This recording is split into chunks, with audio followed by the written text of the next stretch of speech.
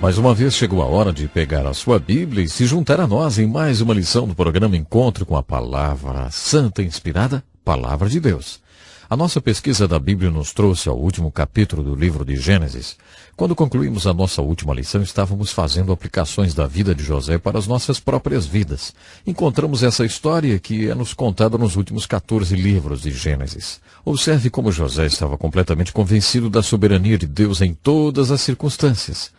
No versículo 5 do capítulo 45 de Gênesis, José coloca dessa maneira: Mas agora não vos entristeçais, nem vos irriteis contra vós mesmos, por me haver desvendido para cá, porque para a conservação da vida Deus me enviou adiante de vós.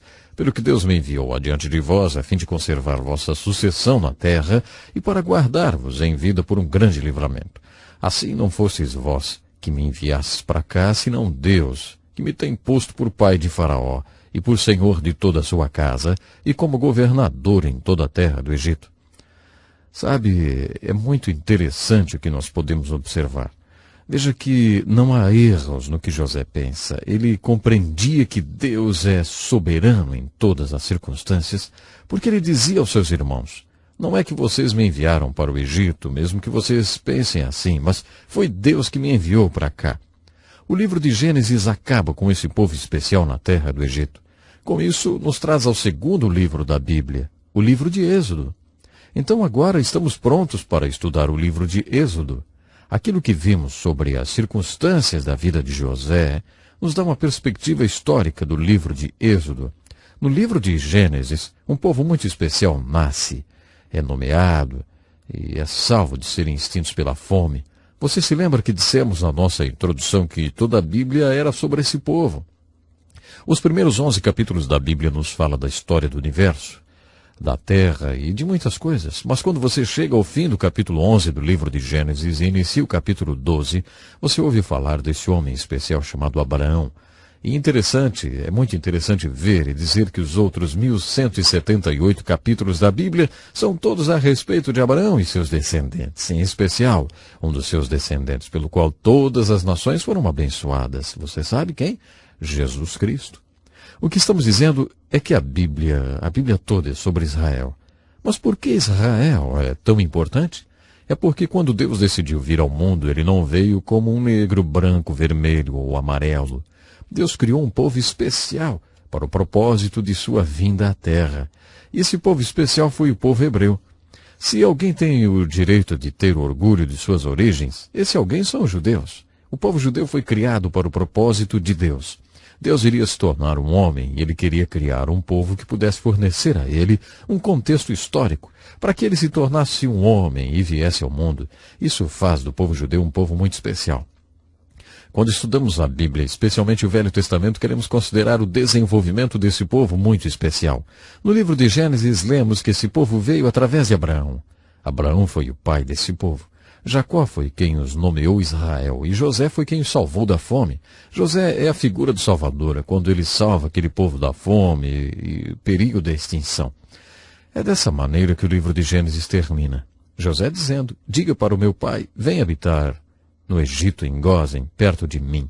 Nesse ponto, aquela nação era constituída de apenas 12 famílias. Isso é interessante demais. Eram apenas 12 irmãos e suas famílias quando Gênesis termina. E aquelas 12 famílias estavam no Egito. Entre o livro de Gênesis e o livro de Êxodo, 400 anos se passaram. Isso é muito tempo. Para se ter uma ideia, isso realmente são muitos anos. Pense nisso, 400 anos. Em Êxodo capítulo 1, podemos ler que essas 12 famílias se tornaram uma grande multidão. A palavra multidão aparece muitas vezes no primeiro capítulo de Êxodo. Eles se multiplicaram tão rápido que se tornaram uma ameaça para Faraó. Com isso, o Faraó resolveu escravizá-los.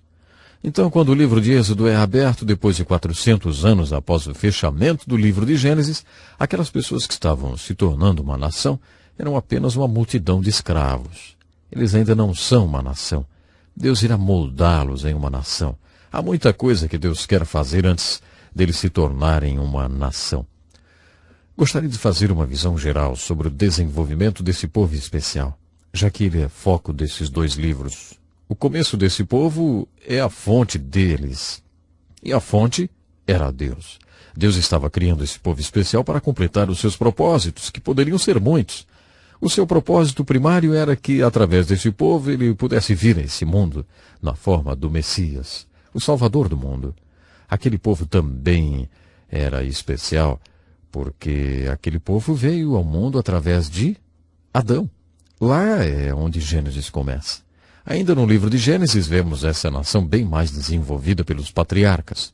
Tanto no Antigo como no Novo Testamento você ouvirá essa passagem repetidamente. Eu sou o Deus de Abraão, Isaque e Jacó, porque foi assim que iniciou essa nação. Deus nunca quis que eles esquecessem das suas origens, com os 3 patriarcas, Abraão, Isaque e Jacó. Quando o livro de Gênesis terminou, haviam 12 famílias ou tribos, e essas 12 tribos estavam no Egito. Quando o livro de Êxodo é aberto, esse grupo de pessoas que ainda não constituíam uma nação, multiplicaram-se de 12 tribos para uma grande multidão. Mas essa multidão ainda não era uma nação. Uma multidão de escravos não pode ser chamada de uma nação. Se Deus queria transformá-los em uma nação, a primeira coisa que eles precisavam era um líder. O livro de Êxodo, ele falará do maior líder de toda a história do povo de Deus. Moisés será comissionado, será chamado para ser o grande líder desse povo. Esse agrupamento, ou essa multidão de escravos, terá um líder, e você sabe o nome? Moisés. Como líder daquela grande multidão, um dos maiores problemas que Moisés enfrentaria era que não havia leis ou regras para essa multidão. Não havia estrutura para que ele pudesse liderar. E por causa disso, por 3 vezes ele foi ao Monte Sinai e passava 4 dias de jejum e oração com Deus. E estava dizendo a Deus: Senhor, eu preciso de regras para liderar essas pessoas. Imagine como seria importante regras e leis para uma multidão. Você poderia esperar de alguma forma liderar uma multidão de 2 a 3 milhões de pessoas sem regras, sem leis? Seria difícil, não? Bom, isso é o que encontramos quando fazemos a transição do livro de Gênesis para Êxodo. A primeira coisa na qual devemos nos concentrar quando estudamos o livro de Êxodo é o povo. Êxodo quer nos falar sobre o desenvolvimento desse povo especial, pelo qual Deus estará vindo ao mundo. No livro de Êxodo também temos um problema. O povo estava no lugar errado. Aquele povo especial estava no Egito, e ainda por cima eram escravos. Deus não queria que o seu povo fosse escravizado. Então o grande conflito do livro de Êxodo é como esse povo ficaria livre da escravidão, como se deslocariam para o lugar certo. A palavra Êxodo, o nome desse livro, significa a saída, ou apenas saída, a saída desse terrível problema, a escravidão. O livro de Êxodo, em além de história, é uma alegoria.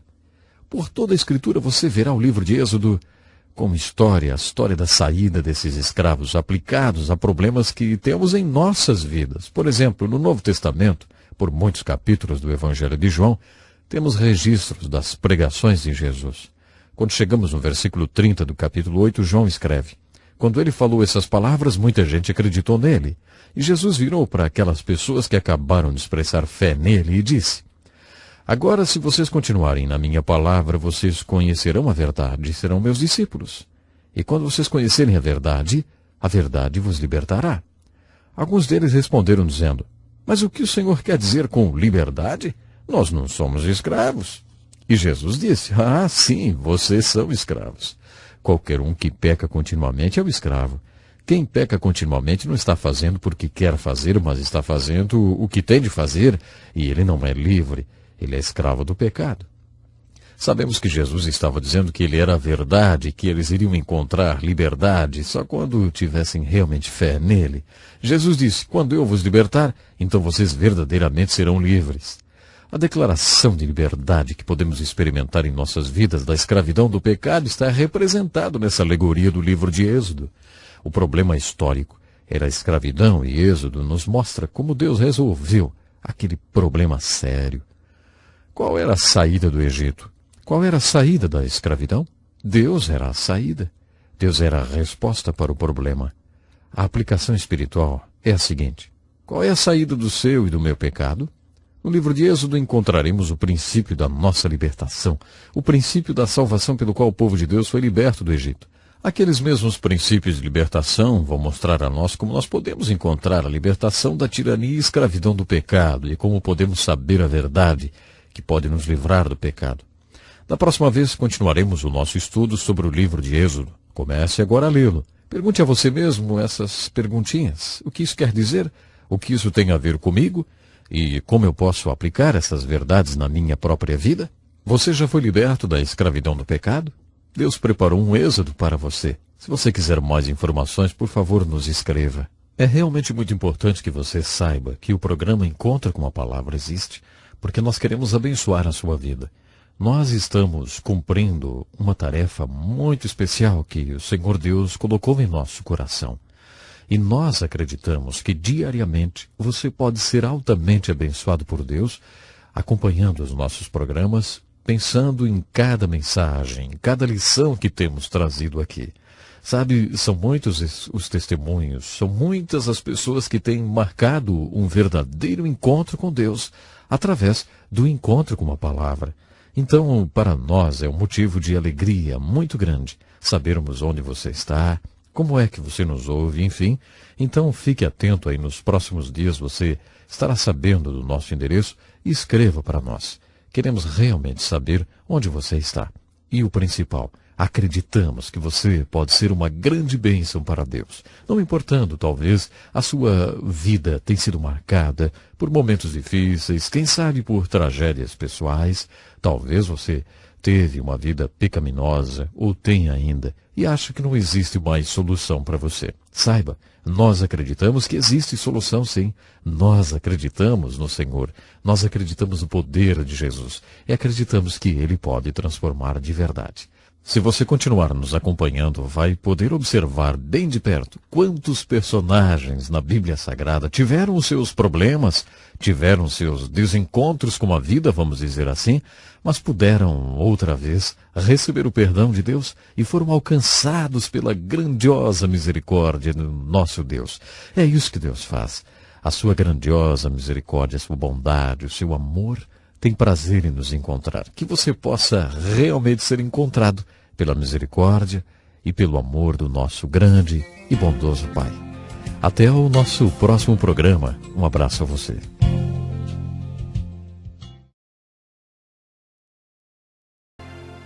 Bem-vindo para mais um programa Encontro com a Palavra, um estudo especial através de toda a Palavra de Deus.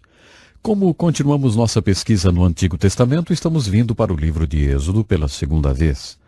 Tendo colocado o livro de Êxodo em perspectiva histórica, eu gostaria de vir para o que é talvez o coração da mensagem do livro de Êxodo.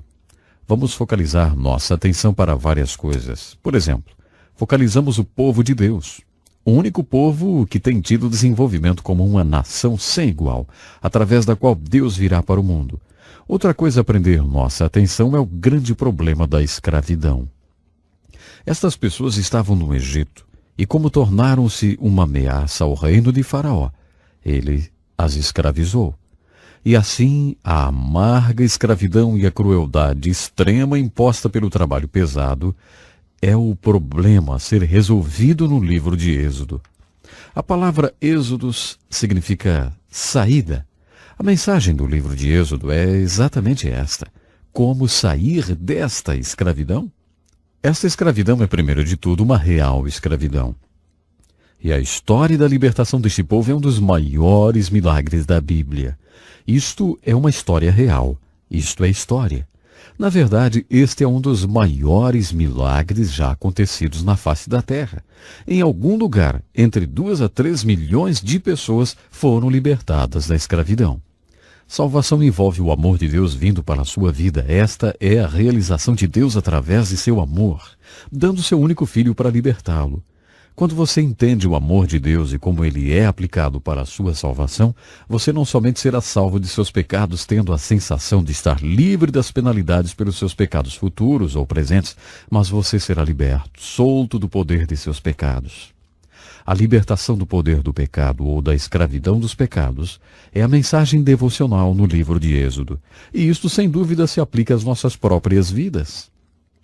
A terceira coisa na qual vamos focalizar no livro de Êxodo é o que chamamos de o profeta. No livro de Êxodo você não somente tem a história de um povo e seus problemas, mas você tem o profeta Moisés. Este homem encabeça toda essa história de libertação desse povo. Eu acredito, sem nenhuma reserva, que Moisés é um dos grandes homens de Deus nas Escrituras. Você pode apreciar a grandiosidade desse homem Moisés, pensando sobre sua contribuição para o trabalho de Deus. Abraão gerou o povo de Deus e, como temos visto antes, Jacó nomeou-lhes e José salvou-lhes. Mas Moisés, pense no que Moisés fez pelo povo de Deus. O livro de Êxodo é o que registra essa história. Primeiro de tudo, Moisés deu a este escravizado povo o que escravos mais querem: liberdade. Muitos de nós não sabemos o que é ser um escravo ou ser pessoas sem liberdade. Existem muitas pessoas nas prisões e que não são livres. Quando pessoas estão presas, há algo que lhes consome, que lhes possui completamente. É o desejo de serem livres.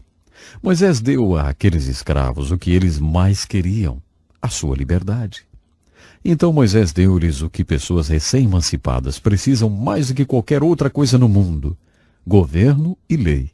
E foi exatamente Moisés quem deu-lhes lei e governo. E no reino espiritual, Moisés deu ao povo de Deus duas coisas de valor inestimável. Ele deu a eles a palavra de Deus e como adorar a Deus. Pense um minuto sobre isso.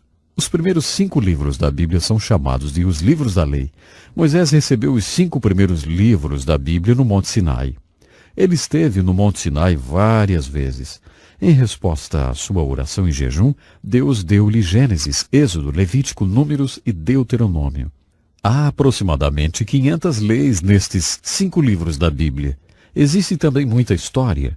Há ainda nesses 5 livros o que é chamado de a Lei de Deus, a Lei de Moisés ou a Palavra de Deus.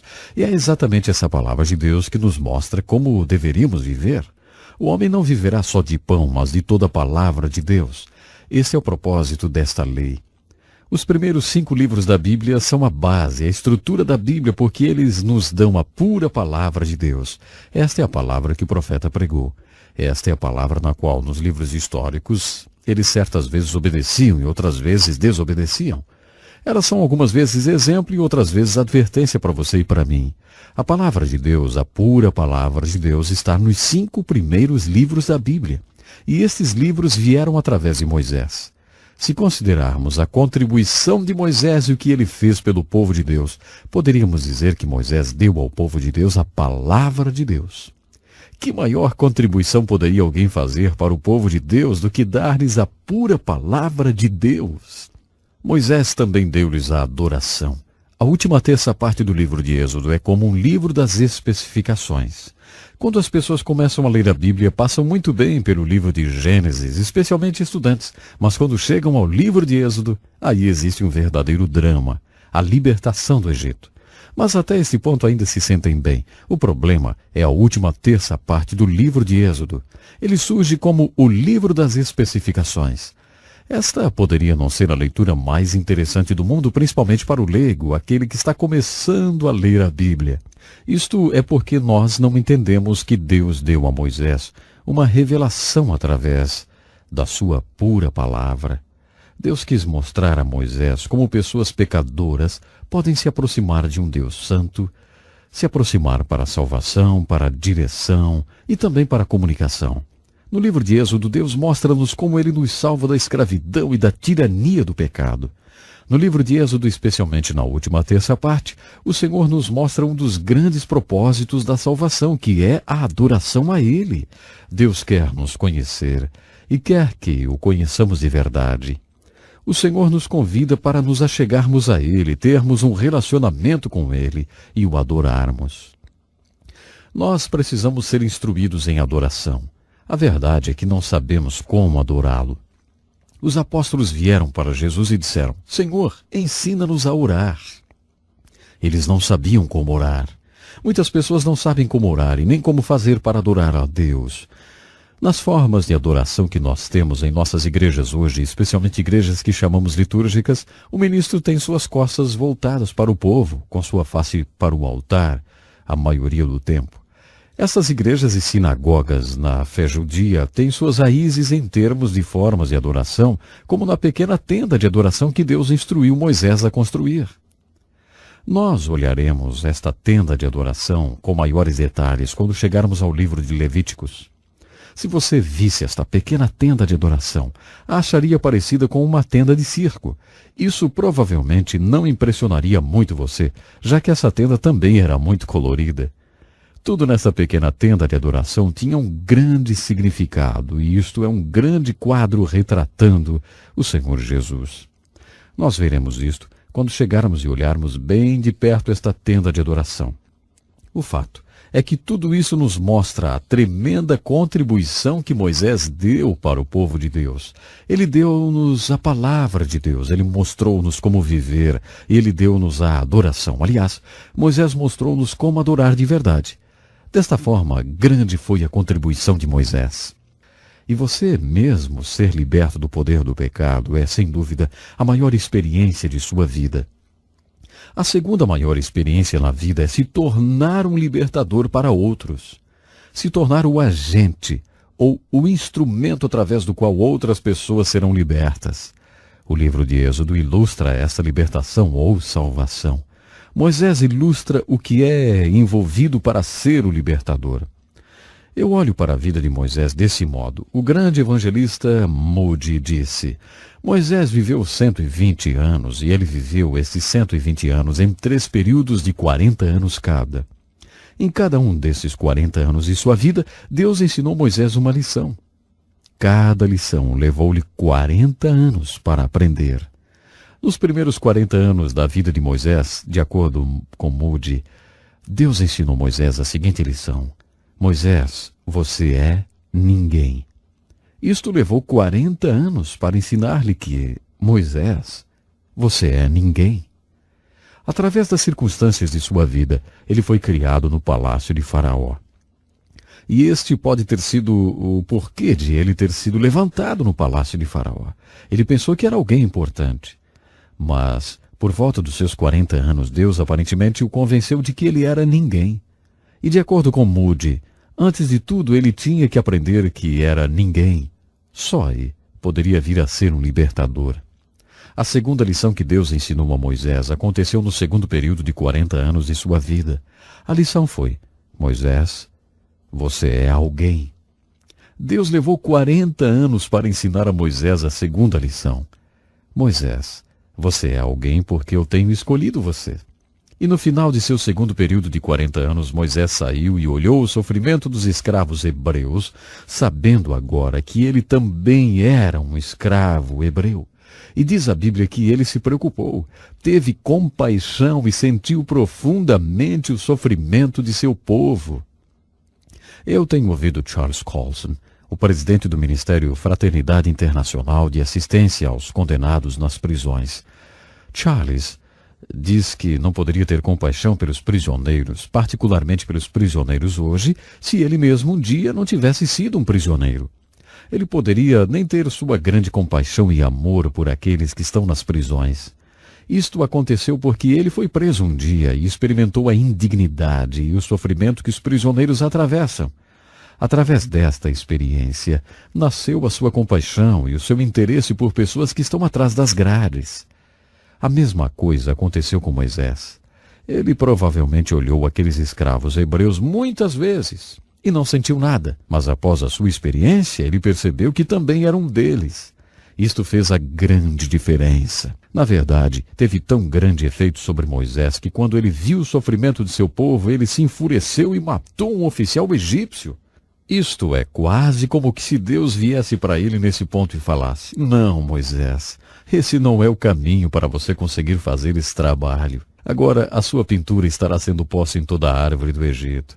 Você estará sendo o inimigo número 1 do público. Você nunca vai conseguir libertar ninguém por esse caminho, Moisés. Você precisa ir para um seminário por 40 anos e pensar sobre isso. Então Deus levou Moisés para o deserto. Por 40 anos Moisés esteve no seminário de Deus. Durante aqueles 40 anos inteiros, Deus consumiu Moisés com um assunto: a escravidão de seu povo e como eles conquistariam a liberdade.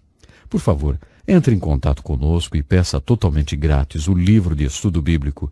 Isso vai ajudar você a ir mais fundo nesta importante lição bíblica. No nosso próximo encontro, continuaremos a estudar a vida de Moisés. Até lá, então. Muito bem-vindo para o nosso estudo da Bíblia. Se você nos ouve pela primeira vez, então, muito bem-vindo.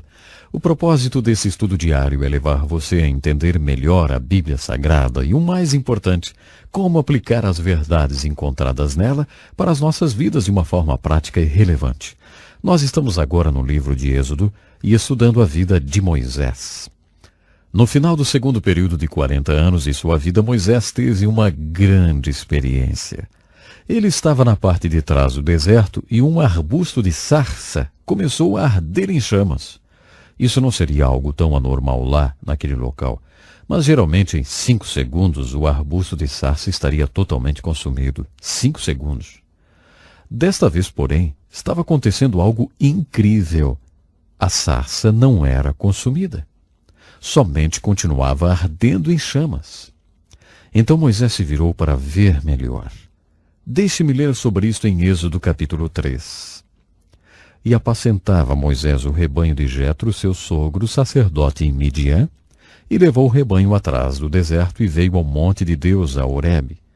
E apareceu-lhe o anjo do Senhor em uma chama de fogo no meio de uma sarça. E olhou, e eis que a sarça ardia no fogo, e a sarça não se consumia. E Moisés disse: Agora me virarei para lá e verei esta grande visão, porque a sarça se não queima. E vendo o Senhor que se virava para lá para ver, bradou Deus a ele do meio da sarça e disse: Moisés, Moisés. E ele disse: Eis-me aqui. E disse: Não te chegues para cá. Tira os teus sapatos. Tira os sapatos dos teus pés, porque o lugar em que tu estás é terra santa. E disse mais: Eu sou o Deus de teu pai, o Deus de Abraão, o Deus de Isaque, o Deus de Jacó. E Moisés encobriu o seu rosto, porque temeu olhar para Deus. E disse o Senhor: Tenho visto atentamente a aflição do meu povo que está no Egito, e tenho ouvido o seu clamor por causa dos seus exatores, porque conheci as suas dores. Portanto, desci para livrá-lo da mão dos egípcios e para fazê-lo subir daquela terra a uma terra boa e larga, a uma terra que mana leite e mel. E agora, eis que o clamor dos filhos de Israel chegou a mim, e também tenho visto a opressão com que os egípcios os oprimem. Vem agora, pois, e eu te enviarei a Faraó, para que tires o meu povo, os filhos de Israel, do Egito. Então Moisés disse a Deus: Quem sou eu que vá a Faraó e tire do Egito os filhos de Israel? E Deus disse: Certamente eu serei contigo. Moisés tinha ido para o seminário por 40 anos e esta foi a sua graduação. Agora ele estava formado do seminário. Na sarça ardente, isto foi o que Deus disse: Moisés, você tem visto o problema, e isto é o recomendável. Muitas pessoas não têm jamais visto o problema. Se não entrarmos nas prisões, nos hospitais ou nos hospícios, poderemos jamais ver os problemas, porque muitas vezes os problemas são institucionalizados nos dias de hoje. Eles estão fora de nossa visão, fora de nossa mente. Assim, muitas pessoas nunca veem o problema. E Deus disse para Moisés: Moisés, você tem visto o problema e isto é recomendável. E Moisés: Você sente alguma coisa, você sente compaixão, e isto é uma grande coisa. Você quer fazer alguma coisa, e isto é bom. Mas Moisés, a importante coisa não é só ver isto, não é só ter preocupação e também não é só querer fazer algo. O mais importante é isto, Moisés. Eu tenho visto aquele problema e eu me preocupo com aquelas pessoas. Eu tenho compaixão e eu quero fazer algo, e eu vim para fazer alguma coisa. Nesse ponto você poderia pensar que Moisés teria dito: Oh, mas isso é bom demais, eu volto depois para cuidar das minhas ovelhas. Entretanto, Deus disse-lhe: Vem comigo, Moisés, e eu estarei enviando você a Faraó, e assim você será o libertador deste povo. E Deus está agora tentando convencer-lhe ao final desta lição que, Moisés, você é alguém. Nos primeiros 40 anos, Deus ensinou-lhe que ele era ninguém. No segundo período de 40 anos, Deus ensinou-lhe que ele era alguém.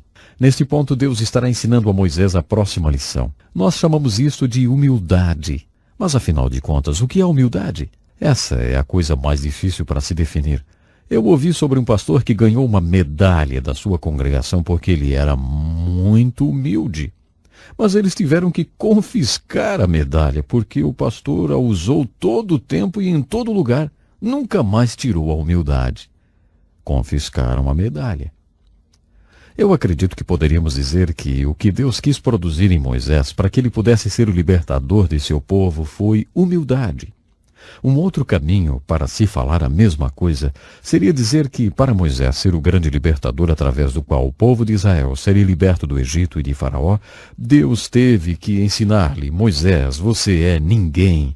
Porque, Moisés, se você realmente sabe que você é ninguém, então você é alguém. E dessa maneira eu posso mostrar a você o que eu posso fazer com alguém que tem aprendido que ele é ninguém. Você já desejou saber por que Moisés fez aquela pergunta? Quem sou eu? Pense sobre isso por um minuto. Quem era Moisés? Se você estivesse enviando alguém para libertar aquelas pessoas, você enviaria Moisés? Primeiro de tudo, ele era um assassino. Teria você enviado um assassino, inimigo público número 1, de volta para o Egito? Não é interessante que 3 grandes homens que Deus usou eram assassinos? Paulo foi um assassino. Davi foi um assassino e Moisés foi um assassino. E ainda assim, Deus usou aqueles homens. Teria você escolhido um assassino? Estava óbvio agora que Moisés era um hebreu. Você leu no livro de Gênesis que os egípcios não tinham nada com os hebreus. Preconceito é um problema tão antigo quanto a humanidade. Os egípcios nem comiam como os hebreus. Teria você enviado um hebreu? E o livro de Gênesis nos diz que uma coisa que era uma abominação para um egípcio mais do que hebreus era um pastor de ovelhas. Eles odiavam pastores. Eles tinham algo contra os pastores porque eles só tinham um gado e, além de tudo, adoravam as vacas. Então eles odiavam as ovelhas e os pastores de ovelhas. Foi aí que Deus disse a Moisés: O que é isso em tuas mãos? E Moisés respondeu: Uma vara de pastor.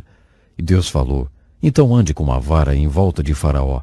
Faça com que ele a veja e ficará enfurecido. Deixe ele saber que você é um pastor de ovelhas. Assim vimos que ele era um hebreu, era um assassino, era um pastor de ovelhas e um ingrato filho adotado que gastou 40 anos no palácio de Faraó e mostrou sua gratidão, vamos dizer, matando um oficial egípcio. Ele era realmente qualificado para ser o libertador escolhido por Deus? Parece que qualquer pessoa responderia: não, definitivamente ele não é qualificado. Escolhendo os homens certos para importantes trabalhos é que fazem um presidente ser um sucesso ou um fracasso total. Muitos presidentes têm tido sucesso e muitos têm sido um verdadeiro fracasso, porque não têm tido a habilidade para escolher o homem certo. Quando um presidente tenta selecionar homens para fazerem um trabalho para ele, tenta conseguir os mais qualificados. Na Bíblia você vê Deus chamando pessoas como Moisés para fazer importantes coisas, como libertar o seu povo da escravidão do Egito.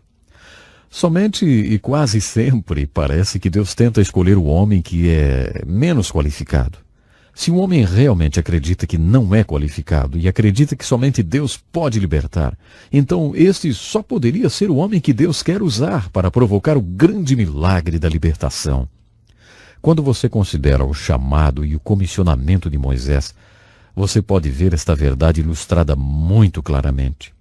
Se vamos ser usados por Deus para libertar pessoas hoje, se gostaríamos de ver um amigo ou um querido nosso ser liberto da escravidão do pecado, talvez pessoas que sabemos serem escravos do pecado, se gostaríamos de ser o veículo de sua libertação, jamais esqueça isto.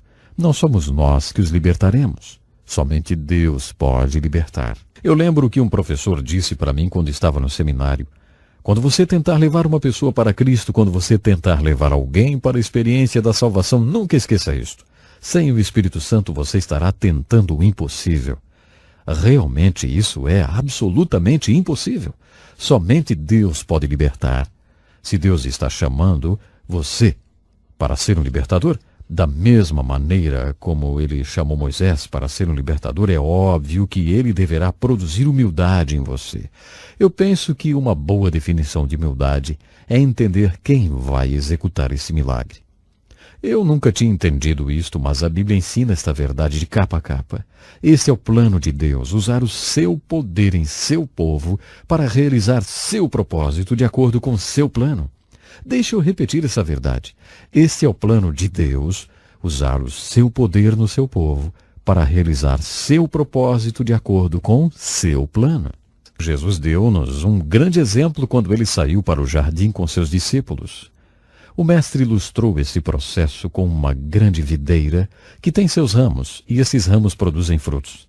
Há pouco Jesus tinha estado no quarto superior com seus discípulos e lá, de certo modo, ele falou para aqueles homens: esse é o plano de Deus para usar o seu poder nas pessoas de Deus para realizar seu propósito de acordo com seu plano.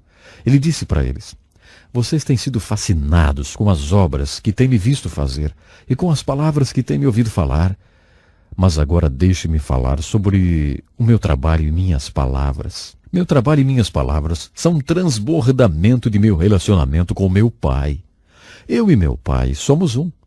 Então todas as obras que eu fiz e todas as palavras que eu falei são o resultado do fato que eu e o Pai somos um. Desta forma aprendemos que os frutos não crescem na videira, eles crescem nos ramos que estão ligados à videira. Nesta ilustração, Jesus é uma videira procurando por ramos. No livro de Êxodo, isto é o que Deus é. Ele é uma videira procurando por ramos. Deus não trabalhará sem um instrumento. Então Deus deverá encontrar o seu Moisés. E quando ele encontra, chama e comissiona o seu Moisés, tem também de convencer-lhe. Tem que dizer-lhe: Moisés, você é ninguém. Não é você que vai fazer isso. Quando você entender isto, Moisés, então você será alguém que eu poderei usar. Através de você eu poderei trabalhar, e você vai descobrir os grandes milagres que eu poderei fazer através de alguém que aprendeu que ele é um ninguém. Este é todo o tempo que nós temos por hoje. Por favor, una-se a nós no próximo programa e convide um amigo para ouvir com você esta maravilhosa história de Êxodo que vamos continuar a estudar. E lembre-se disso, hein? Este é o plano de Deus, usar o seu poder em seu povo para realizar seu propósito de acordo com seu plano. Até o nosso próximo programa. Aqui estamos nós para mais um programa Encontro com a Palavra, e é bom demais estarmos juntos. Continuando o nosso estudo no livro de Êxodo, gostaria de abordar agora o povo, o problema e o profeta. Esse foi o ponto em que paramos em nosso estudo do livro de Êxodo. No livro de Êxodo percebemos o desenvolvimento do povo de Deus, um povo especial, e também vemos claramente o grande problema que eles tinham, que era o problema da escravidão e a amarga servidão ao Egito. Logo no início, nos capítulos 2 e 3, encontramos o foco naquele que, na minha opinião, foi um dos maiores homens de Deus que já existiu, Moisés. Ele é o profeta chamado por Deus em Êxodo 2 e 3 para ser o libertador, o agente humano ou o instrumento humano pelo qual Deus libertaria pessoas da escravidão do Egito. Como já dissemos várias vezes, essa escravidão histórica no Egito é uma representação simbólica, alegórica da nossa escravidão ao pecado. A libertação da escravidão ou servidão do Egito, alegoricamente, é uma imagem da nossa salvação. Isso também significa que Moisés, como libertador, alegoricamente ou simbolicamente, é uma imagem de qualquer agente humano ou instrumento humano que se torna um canal através do qual Deus liberta o povo de sua servidão ao pecado. Poderíamos chamar essa pessoa de um evangelista ou um ganhador de almas. Ao observarmos o chamado e a comissão de Moisés, nos capítulos 2 e 3 do livro de Êxodo, vemos que Deus teve de preparar esse homem e ensiná-lo algumas coisas antes que ele pudesse ser um libertador. Deus teve de ensinar a ele, Moisés, que ele não era ninguém. Depois, então, Deus teve de convencê-lo de que ele era alguém. E Deus teve de mostrar a Moisés o que Deus pode fazer com alguém que aprendeu que é ninguém. Acima de tudo, há 4 segredos espirituais que Deus teve de compartilhar com Moisés para capacitá-lo a se tornar o libertador dos filhos de Israel. Se você está interessado em se tornar um libertador para alguém, antes que você possa se tornar o agente humano ou o instrumento humano através do qual Deus pode libertar alguém da servidão, e escravidão dos pecados, você também deve aprender esses 4 segredos espirituais. Eu não poderia atuar como um ministro e não poderia agir como um crente se não conhecesse esses 4 segredos espirituais. E também preciso ser lembrado deles frequentemente. Os 4 segredos espirituais que Deus teve que compartilhar com Moisés antes que ele pudesse ser o libertador do povo de Israel são estes. Primeiro, Deus teve de mostrar a Moisés este segredo espiritual. Olha, Moisés, você não é o libertador. Eu sou. E eu estou com você, Moisés. Em segundo lugar, Deus teve de mostrar outra coisa a Moisés. Moisés, você não pode libertar ninguém, mas eu posso. E eu estou com você, Moisés. O terceiro segredo espiritual que surgiu no chamado de Moisés foi este. Moisés, você não quer libertar essas pessoas. Eu quero libertar essas pessoas. E eu estou com você, Moisés. Depois que o grande milagre da libertação aconteceu, ninguém precisou dizer a Moisés o 4º segredo espiritual, que era: Moisés, você não libertou essas pessoas. Eu libertei essas pessoas porque eu estava com você, Moisés. Deus ensinou a Moisés esses 4 segredos espirituais na sarça ardente. Lembra da sarça ardente? Essencialmente, Deus disse a ele na sarça ardente assim: Moisés, você não será o libertador, eu sou o libertador e eu estou com você. Deus também disse a Moisés na sarça ardente: Moisés, você não pode libertar ninguém, mas eu posso e eu estou com você. Esse segundo segredo espiritual se tornou óbvio pela falha de Moisés. Deus ensinou esses segredos espirituais para muitos homens de Deus nas Escrituras.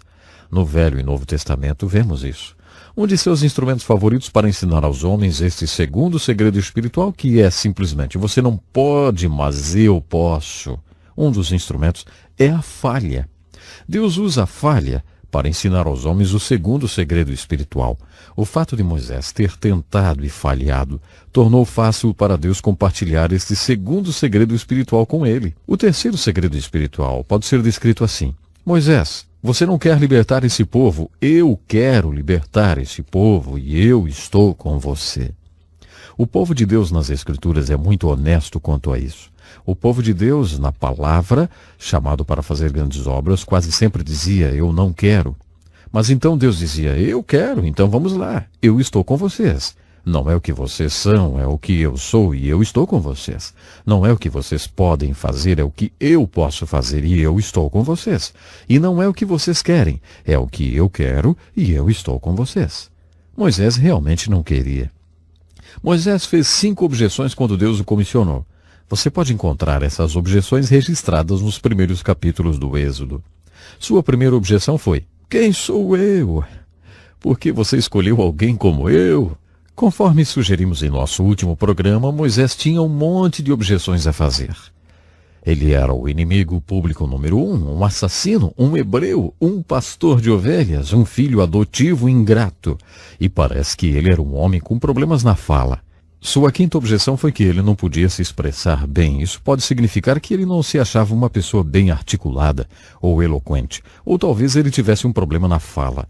Talvez ele gaguejasse ou tivesse a língua presa. Parece óbvio ao olharmos a primeira objeção de Moisés. Quem sou eu? E Moisés era o homem que Deus estava escolhendo e Deus sabia que ele tinha todos esses problemas. Talvez essa seja a razão pela qual Deus o estava escolhendo. Veja bem, Deus queria deixar óbvio que essa libertação, quando acontecesse, seria o resultado do seu próprio poder e não o carisma de qualquer homem. É por isso que ele quis que um hebreu, um pastor de ovelhas, talvez um homem com a língua presa, fosse até a presença de Faraó e exigisse a libertação de seu povo.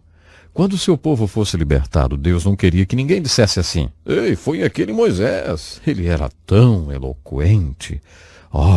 Eu estava lá quando ele exigiu a libertação do povo, foi incrível. A segunda objeção feita por Moisés foi esta: eles me farão perguntas que não saberei responder. Ele pode ter se referido aqui aos anciãos hebreus, aos quais ele teria que se apresentar como libertador enviado por Deus. Eles me farão perguntas que não saberei responder.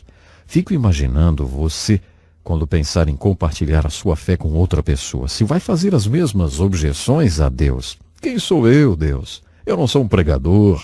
Por que tenho de compartilhar minha fé com alguém? Depois disso, geralmente vem outra objeção. Eles vão me fazer perguntas teológicas que eu não sei responder.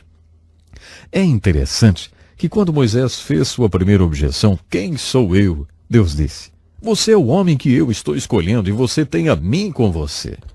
Este é quem você é. E quando ele fez a outra objeção, eles me farão perguntas que não saberei responder. Deus disse, você não terá de responder a essas perguntas. Diga a eles que eu sou e que eu te enviei. Isso é tudo que você tem de dizer. Não se deixe apanhar pelos argumentos deles e nem tente responder as perguntas. Isso que Deus disse. A outra objeção de Moisés foi, eles não vão acreditar em mim, eles nunca acreditarão em mim. Nesse ponto, Deus lhe deu uma pequena lição. Deus pediu a Moisés que colocasse a mão dentro da roupa e depois tirasse. Quando ele tirou a mão para fora, estava coberta de feridas. Deus o mandou fazer a mesma coisa novamente e a mão de Moisés voltou ao normal. Então Deus disse, o que é isso na sua mão? E Moisés disse, um cajado. E Deus disse, jogue fora. Quando Moisés jogou o cajado ao chão, ele se transformou em algo que Deus usou poderosamente ao longo de todo o ministério de Moisés, uma serpente. A definição de consagração é jogar fora simbolicamente. Deus estava dizendo a Moisés, quando o povo ao qual estou te enviando vir a consagração, quando eles virem os milagres, as evidências de que você é consagrado e que eu estou com você, eles acreditarão em você. Não se preocupe com isso. Eles acreditarão em você, Deus disse. Então Moisés disse, bem, eu tenho esse problema na fala, porque você está pedindo alguém como eu para ir lá e exigir do faraó a libertação? Talvez ele tenha pensado, você conhece Arão, ele fala muito bem. É claro que Deus sabia que Arão falava muito bem, mas se Deus quisesse Arão, ele teria chamado Arão.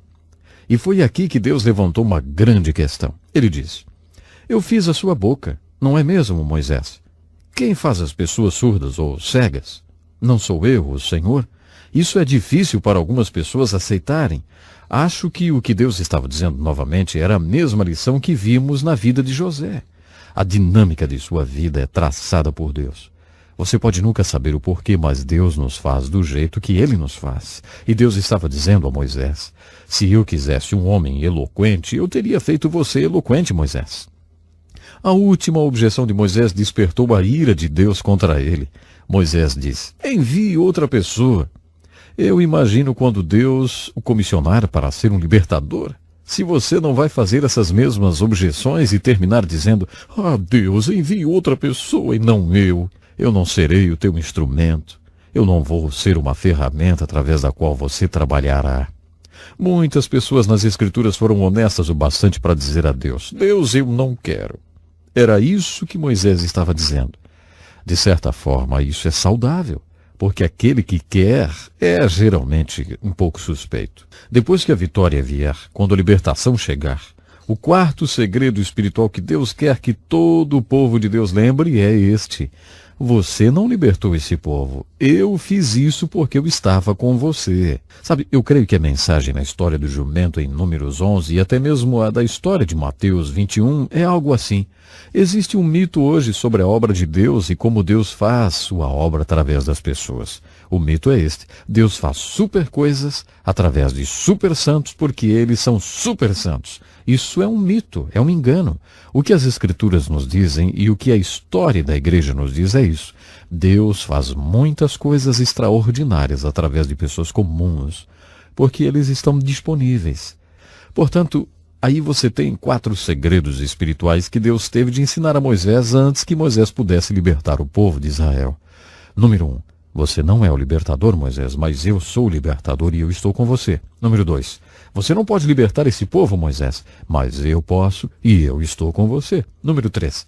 Você não quer libertar esse povo, mas eu quero, Moisés, e eu estou com você. Número 4. Você não libertou esse povo, Moisés, mas eu libertei porque eu estava com você. Sabe, eu sinceramente oro para que esses segredos espirituais possam ter para você pelo menos o significado que tiveram para mim em minha vida e ministério. Em nosso próximo estudo, vou lhe contar como esses 4 segredos espirituais funcionam em minha vida pessoal. Eu também vou demonstrar como esses 4 segredos espirituais foram aplicados por Moisés no Velho Testamento e por Pedro no Novo Testamento. Então, até o nosso próximo programa. Bem-vindo a mais um programa Encontro com a Palavra. Em nosso estudo atual, estamos analisando o maior livro do mundo, o livro de Deus, a Bíblia inteira, do Gênesis ao Apocalipse. Nossa análise nos levou até os primeiros capítulos do livro de Êxodo. Em muitas maneiras, a mais importante mensagem que recebemos do livro do Êxodo está ligada ao caráter de Moisés, o maior homem de Deus que já existiu até hoje. Em nosso último estudo, quando concluímos nossa lição, eu estava abordando os 4 segredos espirituais que encontrei na descrição bíblica da vida de Moisés e muitos outros personagens bíblicos, como Pedro, por exemplo, no Novo Testamento. Eu jamais poderia ser um cristão ou um ministro se não acreditasse nesses 4 segredos espirituais. Alguns de nós vêm para a fé com as asas quebradas. Jesus disse: "Vinde a mim todos vós que estáis cansados e sobrecarregados, porque eu vos aliviarei." Muitos de nós, quando viemos para Cristo ou para a fé, estamos sobrecarregados, temos muitos problemas. Quando eu vim para a fé, tinha 19 anos e muitos problemas. Por causa desses problemas, eu tinha um complexo de inferioridade. Algum tempo depois, eu me formei em psicologia e descobri que não havia nada de complexo sobre mim. Eu era simplesmente inferior. Mas eu pensei, durante muito tempo, que era complexo, porque eu tinha todas essas asas quebradas. Eu era muito tímido. Eu era tão tímido que, quando estava prestes a trabalhar para uma igreja, uma senhora da igreja perguntou ao pastor se eu era retardado. É verdade. Eu lembro que uma das primeiras tarefas que tive, ao entrar para aquela igreja, foi visitar um casal. A mulher havia acabado de se converter. O marido, um oficial naval, não havia se convertido. Eu e minha mulher fomos jantar com aquele casal. Eu deveria levar aquele homem a Cristo. O marido e eu estávamos na sala de estar. Nossas esposas estavam na cozinha. Eu estava com uma terrível dor de cabeça. Eu fiquei branco como uma folha de papel e comecei a suar. Sabe, eu estava até ficando com náuseas. Enquanto ainda estávamos começando a conversa, aquele homem olhou para mim e disse: "Escuta, você está se sentindo bem?" Eu disse: "Eu acho que vou desmaiar." Ele disse: "Bem, então é melhor você deitar aí no sofá." Ele me colocou no sofá e me deu uma compressa de gelo. E eu fui lá, porque queria levar aquele homem a Cristo. Então eu fiquei tão mal que tive que sair sem jantar.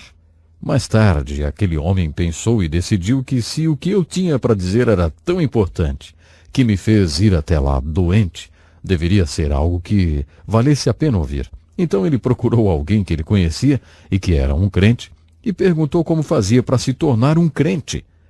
E ele se converteu. Assim eu era quando comecei o meu ministério.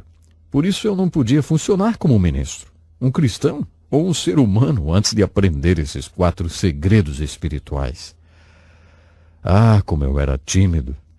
Bom, Deus nos chama como ministros e como crentes para ser crentes. Deus quer que sejamos um instrumento humano através do qual outras pessoas são libertas. Eu tive de aprender essas 4 coisas, senão não poderia funcionar como um ministro. As 2 primeiras são: eu não sou, mas Ele é, e Ele está comigo. Eu não posso, mas Ele, o Senhor, pode, e Ele está comigo. Eu fui honesto com Deus. Eu acordava às vezes de manhã e dizia: "Deus, eu não quero." Então Deus dizia: "Isso é irrelevante. Eu quero e eu estou com você, então vamos lá." Eu mal podia acreditar, mas quando descobri que Deus estava me usando e os elogios começaram a chegar, eu tive de explicar esses 4 segredos espirituais. Eu tive de dizer: eu não fiz isso. Foi Deus quem fez isso porque Ele estava comigo. Um dia, durante uma reunião de café da manhã, onde havia centenas de homens estudando as Escrituras, eu fui aplaudido de pé. Um dos homens disse que a coisa que o deixava mais agradecido naquele ano era o professor, eu, porque ele havia aceitado Jesus através do professor daquela turma, e o professor era eu. Eu tinha acabado de ouvir o Dr. Gutsky falar no rádio, Então, quando eu respondi aos aplausos, eu disse àqueles homens, depois de citar a história do Dr. Gutsky sobre o jumentinho, se Deus falou a vocês através dessa reunião ou se ele entrou na sua vida através dessa reunião, agradeçam ao Senhor. Por favor, não agradeçam ao jumentinho. Foi um bochicho geral. Muita gente ali começou a dizer que eu pensava que era um jumento. Alguns ministros me levaram para almoçar e me perguntaram quando começamos a comer: escuta, você realmente se considera um jumento? E eu me lembro de ter dito a eles: ainda bem que vocês estão sentados, porque não somente acho que eu sou um jumento, mas também acho que vocês são jumentos. Essa é a mensagem que vocês vão ver sempre e sempre nos estudos de personagens bíblicos que Deus usava. Deus não nos usa hoje por aquilo que somos. Ele nos usa apesar daquilo que somos. Jamais devemos perder de vista o fato de que é Deus quem faz a sua obra de libertação através de nós. Há uma ilustração no Novo Testamento que faz um paralelo com essa experiência de Moisés. No 5º capítulo do Evangelho de Lucas, vemos um exemplo do Senhor ensinando a Pedro esses mesmos 4 segredos espirituais. Não foi a primeira vez que Pedro e o Senhor se encontraram. Eles já haviam sido apresentados e o Senhor já tinha feito o desafio a Pedro: siga-me e eu te farei pescadores de homens. Nesse momento, Pedro ainda não tinha aceitado o desafio. Nessa manhã em particular, o Senhor havia sido levado de volta às águas do mar da Galileia pela grande multidão de pessoas que estavam ali para ouvi-lo pregar. Pedro havia tentado durante toda a noite, mas não tinha pescado nada. O Senhor pediu permissão para usar o barco de Pedro como púlpito. Pedro concordou. O Senhor entrou no barco e ensinou o povo de dentro do barco de Pedro. Quando ele terminou de falar, se voltou para este homem, Pedro. Obviamente, nessa ocasião, o Senhor tinha seus olhos em Pedro. Não sabemos nada sobre aquela multidão de pessoas, o que ele os ensinou ou o resultado que isso teve, porque isso não é o que é o importante. Quando ensinou naquela manhã, o Senhor sabia que esse homem iria ser o homem através do qual o Espírito Santo iria vir ao mundo no dia de Pentecostes. Jesus sabia que um dia esse homem chamado Pedro iria andar pelas ruas de Jerusalém e as pessoas se aglomerariam, ficando até mesmo de joelhos para que ao menos a sombra desse homem passasse sobre eles, porque se isso acontecesse, eles ficariam curados.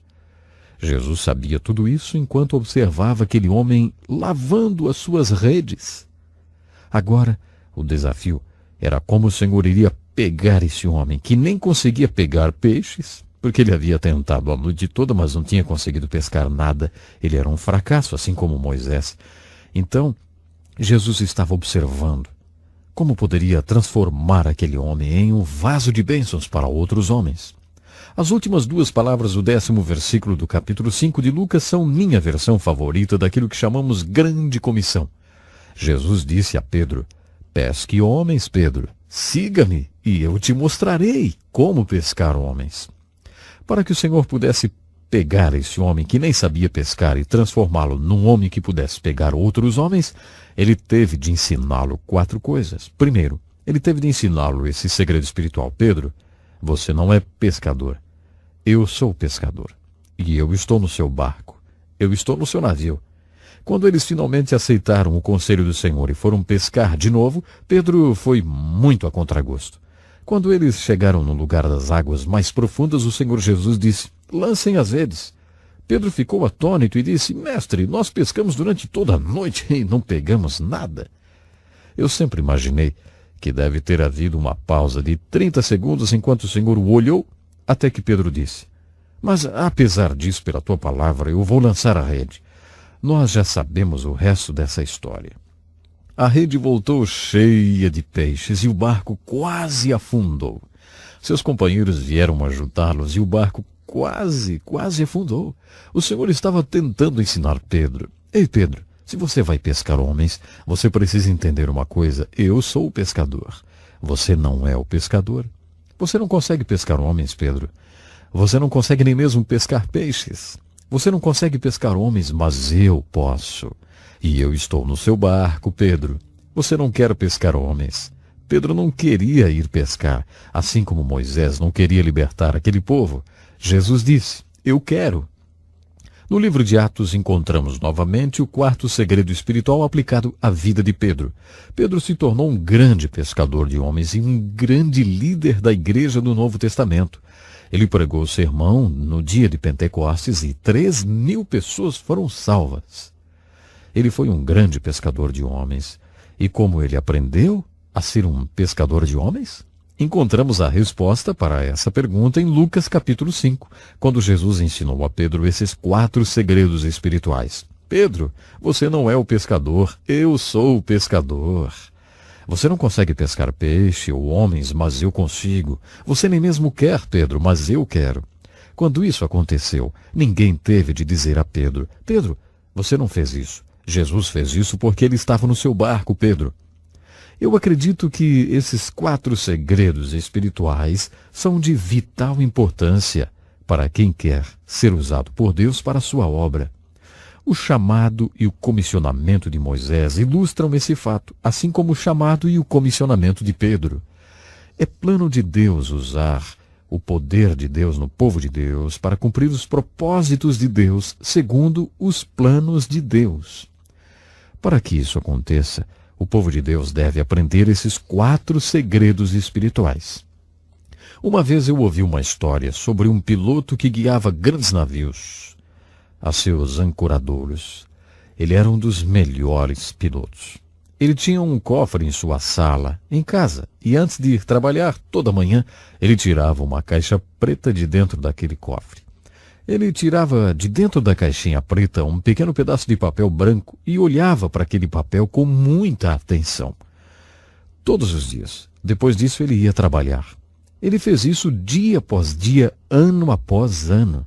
Ele nunca disse à esposa o que estava escrito naquele pedacinho de papel.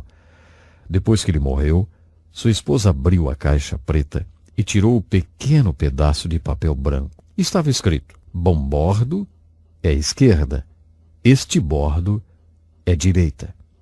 Sabe, eu não tenho um cofre em minha sala, mas se tivesse, e se tivesse uma caixa preta dentro do cofre, e dentro dela tivesse um pequeno pedaço de papel branco, essas seriam as palavras que estariam escritas no papel, pois são princípio que devo lembrar cada dia.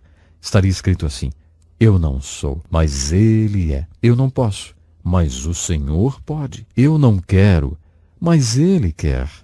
Eu não fiz, mas Ele, o Senhor, fez. Pense nisso e até o nosso próximo encontro. Eu quero dar bem-vindo a você para mais um encontro com a Palavra. Nesse programa estamos estudando profundamente a Bíblia Sagrada e estamos somente começando. Agora estamos estudando o segundo livro. Como continuamos a estudar o livro de Êxodo, gostaria de lembrá-lo que a palavra Êxodos ou Êxodos significa saída ou partida. Isto está dizendo para nós qual é o tema do livro de Êxodo. O livro de Êxodo mostra para nós o caminho para fora da escravidão, uma literal escravidão que os filhos de Israel estavam experimentando no Egito.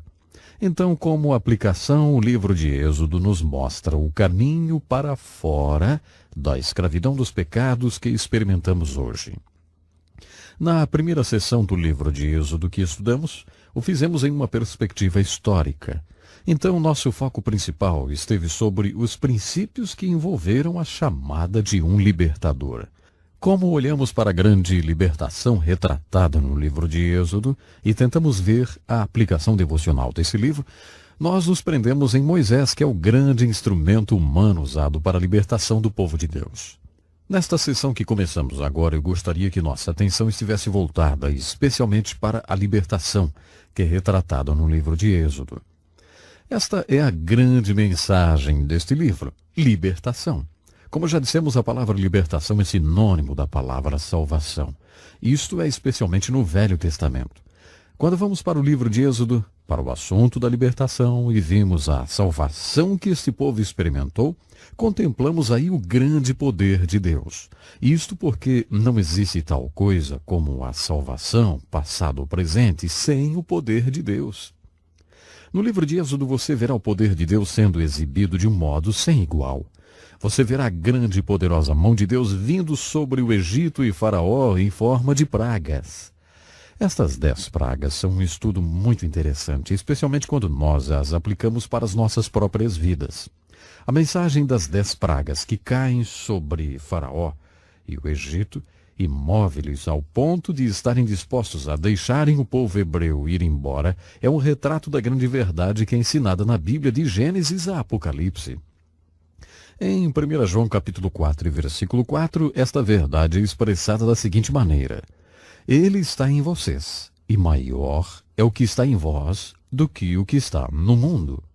Ou podemos colocar da seguinte maneira: existe alguém em nossos corações que é poderoso e forte como nenhum mal nesse mundo. Esta é a aplicação devocional nesta mensagem das 10 pragas. Como você vê, a primeira resposta de Faraó sobre o pedido de Moisés e os anciãos de Israel para deixarem o povo ir foi ridicularizada. Depois de tudo isto, na verdade, parecia ser um absurdo. Um pequeno grupo de hebreus irem à presença de um faraó egípcio e eles saírem em liberdade total. Agora, a razão que eles dão para essa absurda demanda é mencionada várias vezes em seus registros. Aqueles anciãos, junto com Moisés e Arão, dizem para o faraó egípcio: olha, o Deus dos hebreus tem se encontrado com nós. Então deixe o povo ir, porque o que Deus nos disse dirá também a você. Eu acho que isso é realmente muito desafiador. Quando juntos adoramos ao Deus vivo e verdadeiro, eu realmente gostaria de saber se temos esta perspectiva, irmos para fora de um serviço de adoração e dizermos para as pessoas desse mundo: olha, nós temos somente nos reunido com o Deus vivo e verdadeiro, e isto é o que Deus tem para dizer para vocês. Eu penso que esta é uma excitante perspectiva. Esta foi a perspectiva com a qual Moisés e os anciãos se aproximaram de Faraó. E é claro, da primeira vez Faraó recusou. Isto é dito várias vezes nas Escrituras. Por exemplo, em Êxodo 7 e 13, também capítulo 4, versículo 21. Deus deliberadamente endureceu o coração de Faraó e dessa forma teria uma oportunidade para demonstrar o seu grande poder através das pragas que viriam sobre Faraó. Este é um conceito muito interessante. Na verdade, um problema teológico para alguns e filosófico para outros. Um problema do mal. E de onde veio o mal, hein? Qual o contexto dentro das funções que existem nesse mundo? Se Deus é um bom Deus, por que ele permitiu o mal aqui? Se Deus é um poderoso Deus, por que é que ele permite o mal? Penso que você vê nesse conflito entre Moisés, os anciãos de Israel e Faraó uma grande luta sendo travada. E esse grande conflito entre o bem e o mal é também retratado em outro lugar na Bíblia. O livro de Jó mostra-nos este mesmo conflito da seguinte forma: Deus permite o mal para estar nesse mundo. É como o joalheiro que exibe os belos diamantes contrastando com o veludo preto. Deus permite o mal nesse mundo porque esse mal dá a Deus oportunidade para demonstrar o seu grande poder, amor, graça e, claro, misericórdia. Se o mal não estivesse aqui, Deus poderia não ter a oportunidade de demonstrar todas essas coisas. Isto é o que vemos perfilado nas Escrituras. O mal serve ao propósito de Deus. Deus, que é Deus, permite que o mal existe. Deus é toda sabedoria. Deus sabe tudo sobre o mal. Com Deus está todo o poder. Deus poderia fazer alguma coisa para que não existisse mais o mal, se ele quisesse. O fato é que não podemos ir para outro caminho, a não ser que o mal existe no mundo pelo desejo permissivo de Deus. Por alguma razão, Deus permite o mal.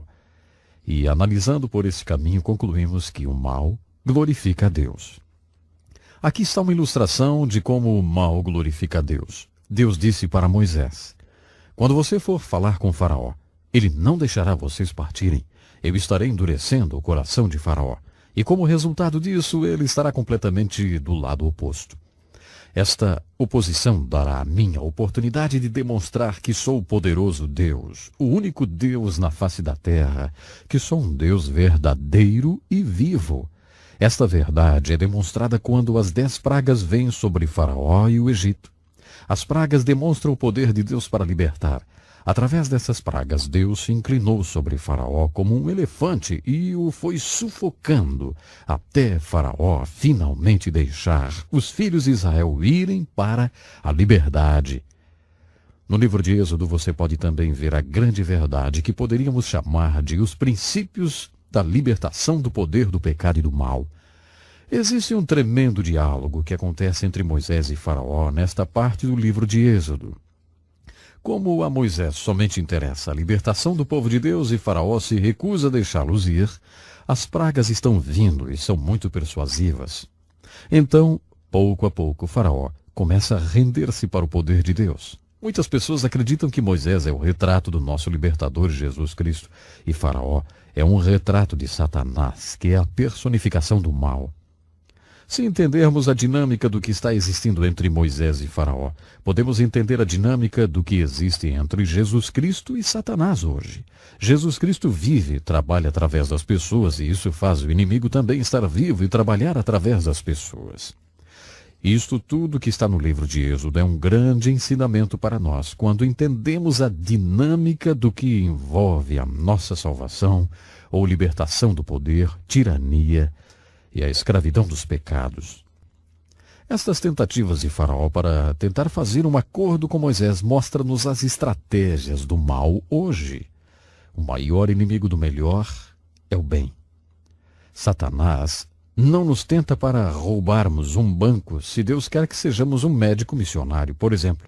Ele nos tenta para sermos um médico aqui nesse país e ganharmos um bom dinheiro.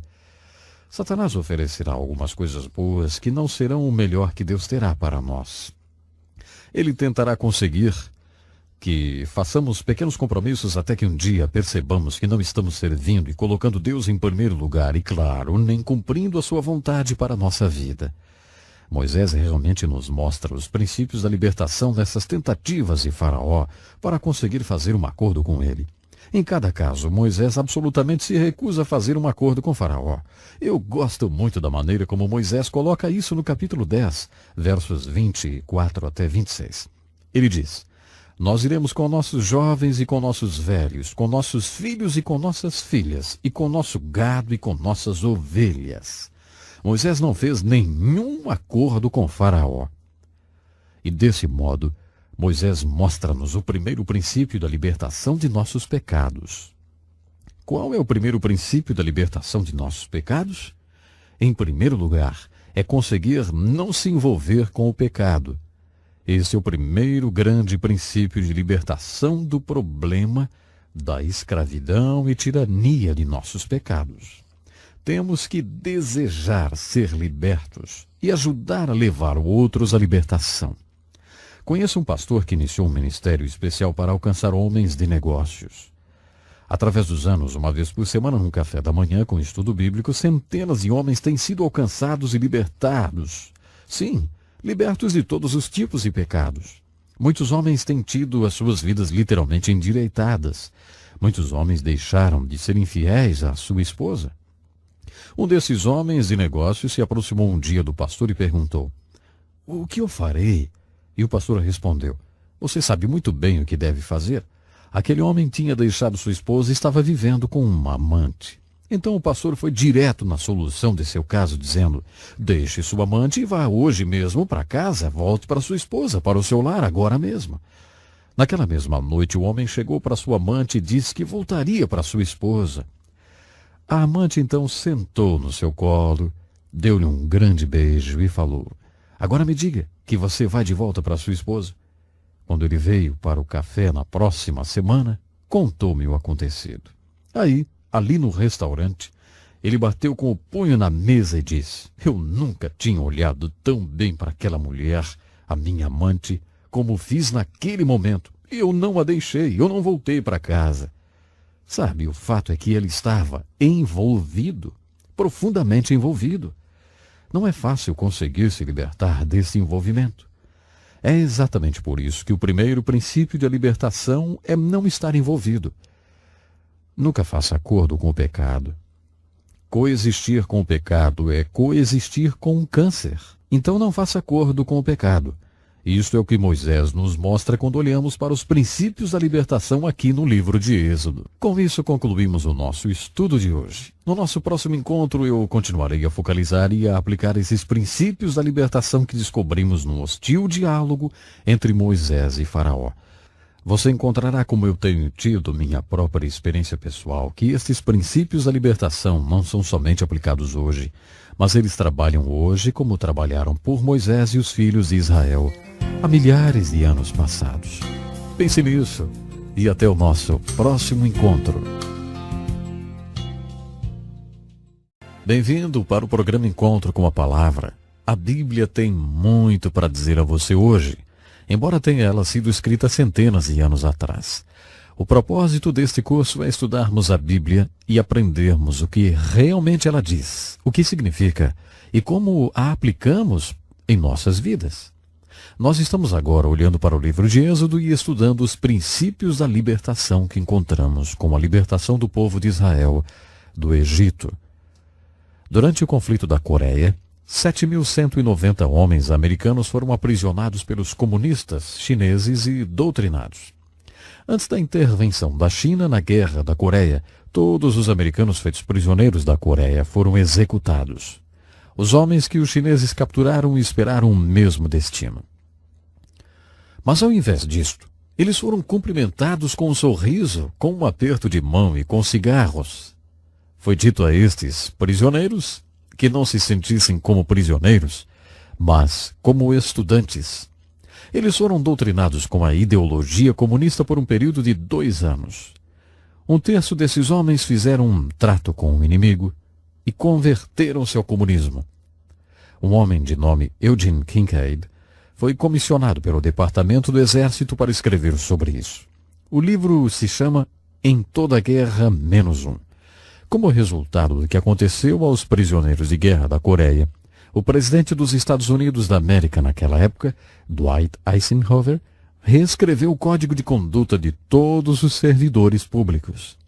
Depois de reescrever esse Código de Conduta, o presidente disse para um dos seus assessores: "Ninguém precisou dizer-me quando era criança para não fazer nenhum trato com o diabo. Eu aprendi isso em casa e também na escola dominical", disse o presidente. Mas em nossos dias, parece que temos que realmente falar isso para as pessoas. Ei, não faça nenhum acordo com o diabo, hein? Como você pode ver, a estratégia de Satanás é que façamos um acordo com ele. O primeiro princípio da libertação é: não entre em pecado. Mas se você já está no pecado, como muitas pessoas estão, qual é o caminho para sair dele? Como ser liberto da escravidão do pecado? Essa é a mensagem do livro de Êxodo. Para sair da escravidão e tirania do pecado, você precisa de um grande milagre. Isto é o que o livro de Êxodo nos ensina. O livro de Êxodo retrata estes milagres belamente e alegoricamente. Penso que um dos primeiros milagres que encontramos é o milagre que você precisa se você realmente quer sair da escravidão e da tirania do pecado. Quando o povo atravessou o Mar Vermelho, esse milagre retrata o milagre da libertação. A travessia do Mar Vermelho é um dos maiores milagres da Bíblia. Este milagre representa a vitória. Finalmente o povo de Israel estava sendo liberto de Faraó. Mas há um porém. Pelo diálogo acontecido entre Moisés e Faraó, você pode saber que Faraó não estaria realmente deixando os filhos de Israel partirem. Faraó continua mudando de ideia e mudando de intenção. Primeiro ele disse: "Olha, vocês podem ir." Mas agora ele volta atrás. O fato é que quando as pragas lhe vieram, ele simplesmente disse: "Vocês não podem ir." Quando os filhos de Israel são finalmente liberados e alcançam o Mar Vermelho, Faraó tem uma outra mudança no seu coração. Ele rapidamente reúne seu exército e ordena que os persigam. Isso mesmo. Tudo indicava que o exército de Faraó estaria fazendo uma grande matança. Este é um dos lugares na Bíblia em que ela nos mostra que há um tempo que é inconveniente orar. Moisés cai na real. Ele vê a nuvem de poeira do exército de Faraó, que está a caminho. Não existe nada atrás dos filhos de Israel, a não ser o Mar Vermelho. E não existe nada na frente, a não ser o exército de Faraó. E o que fazer então? Moisés começa a orar e então Deus diz a ele: por que você está gritando comigo? Por que você está orando? Na essência, o que Deus está querendo dizer para Moisés é: minha vontade é óbvia. Esse não é o tempo para se ter uma reunião de oração. Existe somente uma direção para se ir e essa direção é a água. Então comecem a andar sobre a água. Qualquer pessoa pode ver que esta é a única solução. E Deus disse mais: diga para o meu povo ir adiante. Isso significava que deveria começar a andar sobre a água. Moisés teve uma grande fé naquela hora. Colocou-se no meio do caminho e disse: vejam a grande salvação do nosso Deus. Quando tiverem a fé para realmente andar sobre as águas, o grande milagre realmente acontece e aconteceu. As águas partiram-se e um caminho com grandes muralhas de água em cada lado se formou em pleno mar vermelho. O povo de Israel marchou em chão seco entre as duas muralhas de água. Quando o exército egípcio chegou e perseguiu os filhos de Israel, as muralhas de água foram desfeitas e o exército submergiu nas águas do mar vermelho e foram aniquilados. Quando você se depara com uma história como essa no livro de Êxodo, tem um assunto muito importante para resolver. Você acredita no sobrenatural ou você não acredita no sobrenatural?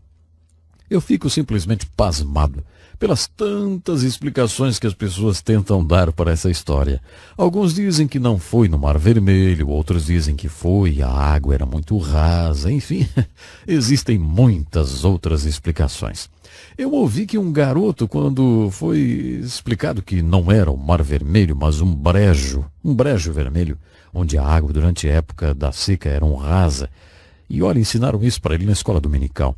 Quando o professor terminou, o garoto coçou a cabeça e disse: bem, então isso foi realmente um grande milagre, porque todo o exército egípcio morreu naquela aguinha rasa.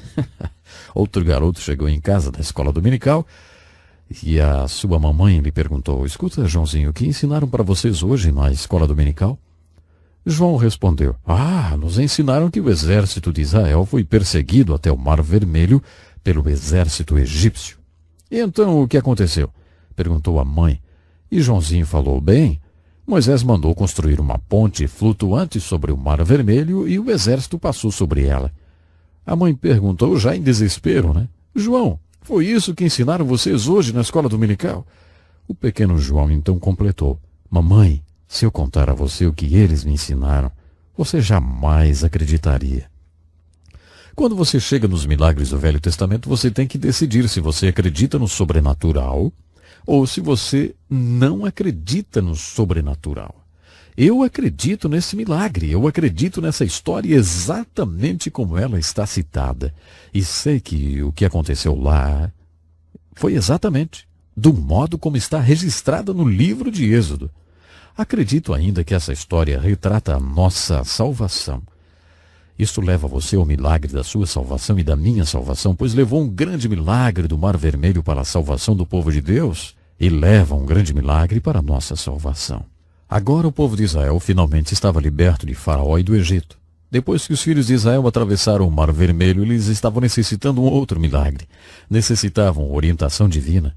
Uma vez que eu e você temos sido salvos, necessitamos um outro milagre, o milagre da orientação divina, pois Deus nos salva para um propósito.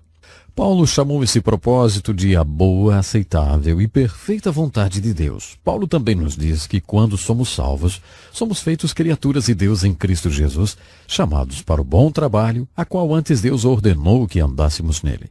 Fato é que quando Deus nos salva, Ele o faz com um propósito tanto para esta vida aqui, quanto para a que virá. O propósito para esta vida aqui é descrito desse modo: trabalhamos? Exato. Trabalhes. Trabalhes o qual Deus antes ordenou que andássemos nele. Deus tem algo que Ele quer que você e eu façamos. Quando Deus nos salva do nosso Egito, nosso pecado, tudo está apenas começando porque Ele quer nos levar ao trabalho, ao propósito para o qual Ele nos tem salvado. Para isso acontecer, nós precisamos do milagre da divina direção, o que é belamente retratado no livro de Êxodo, através da nuvem que orientava os filhos de Israel de dia e a coluna de fogo que os orientava à noite. Este belo milagre é um retrato da divina direção dada a nós quando somos salvos. Uma vez que os filhos de Israel tinham passado através do Mar Vermelho e estavam agora no deserto, tinham um enorme problema. Moisés estava com um grande desafio. O que essa enorme multidão comer? Cerca de 2 a 3 milhões de pessoas precisavam comida. E aí, você sabe alguma coisa sobre o ramo de serviço de comida? Você sabe quanta comida é necessário para alimentar um grande exército? O que os filhos de Israel iriam comer? O que iriam eles beber? Aí estava um outro enorme desafio para Moisés. Os filhos de Israel estavam tão estáticos sobre a sua libertação do Egito que nem lembraram-se de se preocupar com o suprimento de comida e bebida para sua jornada no deserto. Só lá, exato, só no deserto perceberam o grande problema. O que vamos nós comer e beber? Esta era agora a pergunta geral. Mas Deus, o grande Deus, veio outra vez de uma forma sobrenatural e supriu a necessidade deles. De manhã, quando se levantaram, existia uma substância branca que cobria todo o chão. Todos começaram a perguntar, o que é isso? O que é isso? Em hebraico, as palavras o que é isso se traduz maná. Daí nós derivamos a palavra maná. Então resolveram chamar aquela substância branca de maná, porque nunca chegaram a uma conclusão entre eles de como chamar aquilo. Somente se perguntavam sem parar, o que é isto que está cobrindo o chão? Logo, quando me casei, a minha esposa fez um pudim que eu não conhecia e eu disse a ela, maná, maná. O que é isso? Em hebraico. Agora, quando ela faz aquele pudim lá em casa, a gente sempre chama de maná. Este maná, Deus providenciou para os filhos de Israel e com toda certeza lá estava o alimento com todos os ingredientes nutricionais que eles necessitavam. De uma forma sobrenatural, Deus também providenciou codornizes e água para que seu povo pudesse estar totalmente alimentado no deserto. A provisão sobrenatural de Deus para as necessidades dos seus filhos retrata para nós outro milagre que nós precisamos. Isso nos leva além do milagre da salvação. O milagre de sermos guiados no deserto por Deus e o milagre de cada dia ter nossas necessidades supridas. Não se engane, existe um único milagre que pode nos salvar. E este milagre é retratado no cordeiro utilizado pelos filhos de Israel e sua comemoração na Páscoa, o qual representa fielmente Jesus, o Cordeiro de Deus, morrendo na cruz pelos pecados do mundo em geral e, claro, pelos nossos pecados, exatamente pelos seus e pelos meus pecados. Minha oração é que enquanto você está lendo o livro de Êxodo, você possa ver o milagre que levou a salvação para os israelitas e que você veja também o milagre que pode nos salvar. Portanto, pense nisso e até o nosso próximo programa. Bem-vindo para mais um programa Encontro com a Palavra. Esse programa é uma pesquisa de toda a Bíblia, livro por livro. Estamos estudando o livro de Êxodo e é nele que encontramos os 10 mandamentos. E em nosso estudo hoje eu gostaria de compartilhar com você algo que o apóstolo Paulo chama de o espírito da lei. Portanto, quero focalizar especialmente no estudo de hoje o espírito dos 10 mandamentos. Como continuamos a nossa pesquisa no Antigo Testamento, no livro de Êxodo, nós temos focalizado o desenvolvimento do povo hebreu. Primeiro observamos o problema que o povo de Israel teve e depois focalizamos o profeta que libertou-os desse problema. Também observamos a manifestação do grande poder de Deus no livro de Êxodo. Temos olhado um pouco para a Páscoa, o grande sacramento que é o coração da libertação ou a salvação do povo hebreu. Na sessão de hoje, eu gostaria de olhar com você para a profecia que encontramos nesse livro. O livro de Êxodo é classificado como o livro da lei, porque existem muitas leis. Aliás, assim como o Êxodo também nós temos Levíticos, Deuteronômio, e todos estão repletos de leis. Quando Moisés foi para o Monte Sinai em 3 diferentes ocasiões para jejuar por 40 dias e 40 noites pedindo a Deus palavras pelas quais ele pudesse governar e liderar os filhos de Israel, o Senhor deu-lhe o que é chamado de a lei de Moisés. E esta lei é também chamada de a lei de Deus. A lei de Moisés está acima de 500 leis, portanto existem mais de 500 mandamentos no livro da lei, ou nos 5 primeiros livros da Bíblia. E você sabia que essas 500 leis são resumidas nos 10 mandamentos? Exatamente. Mas antes de olharmos para os 10 mandamentos, eu gostaria de compartilhar com você um pouco da perspectiva do Novo Testamento com relação à lei de Deus. No Novo Testamento encontramos Jesus tendo uma filosofia especial sobre a questão dos assuntos legais. Podemos observar isso, por exemplo, na diferença entre Jesus, os fariseus, os saduceus e os escribas, que eram os líderes judeus nos seus dias, quando a lei estava influenciando algo específico. Observamos que Jesus sabia que a lei havia nascido no coração através do amor de Deus. Jesus sabia muito bem que Deus havia nos dado a lei por causa do seu amor. Dessa forma, ele sabia que a lei estaria sempre sendo uma expressão do amor de Deus para os homens, e esta lei trabalharia sempre para o bem dos homens. Jesus colocou esta lei sobre o prisma do amor de Deus antes de aplicá-los na vida das pessoas. Fato é que os fariseus, saduceus, escribas não fizeram isso. Eles legalisticamente lançaram aquele livro da lei para o povo. Jesus nunca tinha perdido a visão para o fato de que Deus tinha um propósito quando deu aquelas leis para o povo. Quando ele deu a lei do sábado, por exemplo, e muitos deles estavam fazendo disto um mandamento sagrado, como ter o sábado como um dia santo, Jesus sabia que o propósito da lei do sábado era para o bem do homem. Então, deliberadamente, Jesus quebrou aquela lei. Quebrou para chamar a atenção dos líderes religiosos para o fato de que aquela lei, de modo que estava sendo observado, tinha sido feita pelo homem. Se você não fizer assim como Jesus fez, você pode devastar vidas de pessoas, lançando legalisticamente a Bíblia Sagrada a eles. A Bíblia não pode jamais ser usada por esse caminho. O apóstolo Paulo descreveu essa mesma coisa quando ele disse na segunda carta aos Coríntios, capítulo 3, verso 6, que a letra da lei mata, mas o Espírito vivifica. A letra da lei, sendo lançada de uma forma legalista para a vida das pessoas, esta pode matar. Mas o Espírito da lei pode dar vida. Eu gostaria agora de caminhar para os 10 mandamentos muito rapidamente. Esses 10 mandamentos resumem centenas de mandamentos. Então, se nós considerarmos o espírito desses 10 mandamentos, estaremos conseguindo, sim, o espírito de centenas de mandamentos. Os 10 mandamentos, como você deve saber, são as 2 tábuas da lei. Em uma tábua estavam 4 mandamentos. Aqueles 4 mandamentos são sobre o nosso relacionamento com Deus. Podemos chamar isso de relacionamento vertical da vida, que é sempre o primeiro. Então, na primeira tábua estavam os 4 primeiros mandamentos que governam nosso relacionamento com Deus. Não terás outros deuses diante de mim. Não farás para ti imagem de escultura. Não tomarás o nome do Senhor teu Deus em vão, e lembra-te do dia do sábado, para o santificar. Estes 4 mandamentos são o nosso relacionamento vertical, ou o nosso relacionamento com Deus. A segunda tábua contém 6 mandamentos, e estes são os mandamentos que devem reger o nosso relacionamento com as pessoas. Chamamos esses 6 mandamentos de os mandamentos horizontais, porque eles governam o relacionamento horizontal do homem. Mais tarde, Jesus resumiu todos os mandamentos em Mateus, capítulo 22, verso 35 a 40, quando um advogado inteligente perguntou-lhe: Mestre, de todas aquelas leis de Moisés, qual é a maior? E Jesus disse: Amar a Deus com todo o teu entendimento e amar ao próximo como a ti mesmo. Quando Jesus disse isto, ele resumiu todos os mandamentos e as 2 tábuas da lei.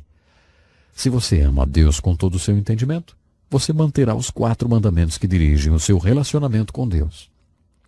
Se você ama seu próximo como a você mesmo, então você manterá os 6 mandamentos que dirigem o seu relacionamento com seu próximo. Lembre-se, se estamos indo através dos 10 mandamentos e vendo seu espírito, então estaremos vendo o espírito de centenas de mandamentos. O primeiro mandamento, na primeira tábua da lei, era: não terás outros deuses diante de mim. Ou não terás outro Deus diante de mim.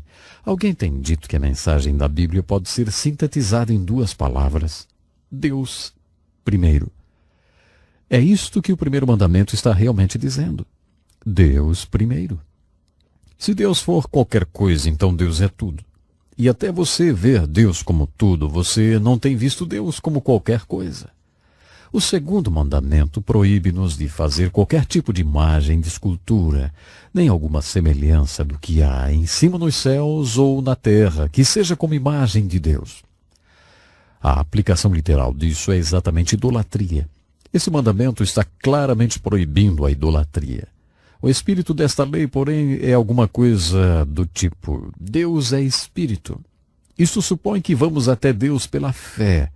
Sendo Deus um espírito, o objeto de nossa fé é ir pelo que não se pode ver. Este é o caminho que Deus quer. Ele nos quer indo até Ele pela fé. Por isso, se tentarmos fazer alguma coisa material e dissermos que isto representa Deus, estaremos negando o fato de que Deus é espírito. Estaremos eliminando a necessidade da fé se fizermos Deus como algo visível. Acredito que esse é o espírito do segundo mandamento. Deus é espírito e Ele quer que nos acheguemos a Ele pela fé. Portanto, não poderemos eliminar ou violar o conceito de que Deus é espírito fazendo alguma coisa tangível, como um ídolo. O terceiro mandamento é que não podemos tomar o nome de Deus em vão ou sem um propósito. O espírito ou a essência desse mandamento é isso. Nenhuma vez você falará o nome de Deus em vão, especialmente quando o adorar. Isso não aplicando como profanação, embora possa se aplicar. Então, quando você falar o nome de Deus, até na adoração, deverá lembrar que Deus é um Deus de propósito e ordem. O propósito e ordem de Deus é tão grande que Ele não quer que você fale seu nome sem atenção ou sem propósito. Quando viemos para a segunda tábua da lei e chegamos para os mandamentos que fazem o nosso relacionamento horizontal ou o nosso relacionamento com as pessoas em nossa vida, o primeiro, é claro, se aplica aos nossos pais. No curso normal das coisas, essas são as primeiras pessoas que você vai se relacionar. Então o mandamento é bem claro: honra teu pai e a tua mãe. É interessante como na cultura judaica ainda se observa este mandamento e os benefícios são inúmeros. A cultura chinesa, pelo menos no passado, teve grande benefício por observar esse princípio. Os chineses ensinaram seus filhos a não somente respeitar seus pais, mas a venerá-los. Havia a adoração dos antepassados, mas parte desta adoração era aquela que os filhos já tinham feito antes de os pais entrarem para outra dimensão. Eles realmente respeitavam a idade e a sabedoria produzida por aquela idade. E isso produziu um tremendo benefício social para a cultura chinesa, ao ponto de ainda hoje eles não terem um tribunal juvenil comparado com outras culturas. Este mandamento tem uma promessa: se você honrar o seu pai e sua mãe, seus dias serão longos na face da terra. Infelizmente, existem pessoas que estão nas prisões, pessoas que têm tido suas vidas ceifadas, porque ninguém nunca lhes falou este mandamento, ou como ele é importante. Observe que ele diz: honra teu pai e tua mãe. Não está dizendo apenas para obedecer os pais. Nas Escrituras encontramos um recado que diz: filhos, obedecei a vossos pais. Quando você é uma criança, você obedece. O mandamento da lei está falando com adultos que devem honrar e respeitar seu pai e sua mãe. Eles sempre serão seu pai e mãe. Você deverá respeitá-los e honrá-los.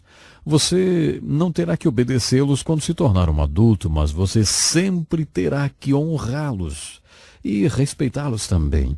Uma importante razão pela qual você deverá honrar e respeitar seu pai e sua mãe é que você estará mostrando para seus próprios filhos como eles deverão pensar sobre isso, para também honrarem e respeitarem vocês.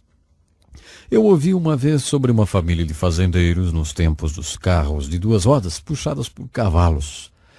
O pai falou para o seu filho adolescente: suba no sótão, meu filho, e pegue lá aquele cobertor grosso e grande, porque vamos levar o seu bisavô para um asilo, e ele não deve passar frio durante a viagem. O adolescente foi ao sótão e ficou lá um longo tempo, não voltava mais. Quando ele voltou, o pai perguntou: escuta, por que é que você demorou tanto para voltar do sótão?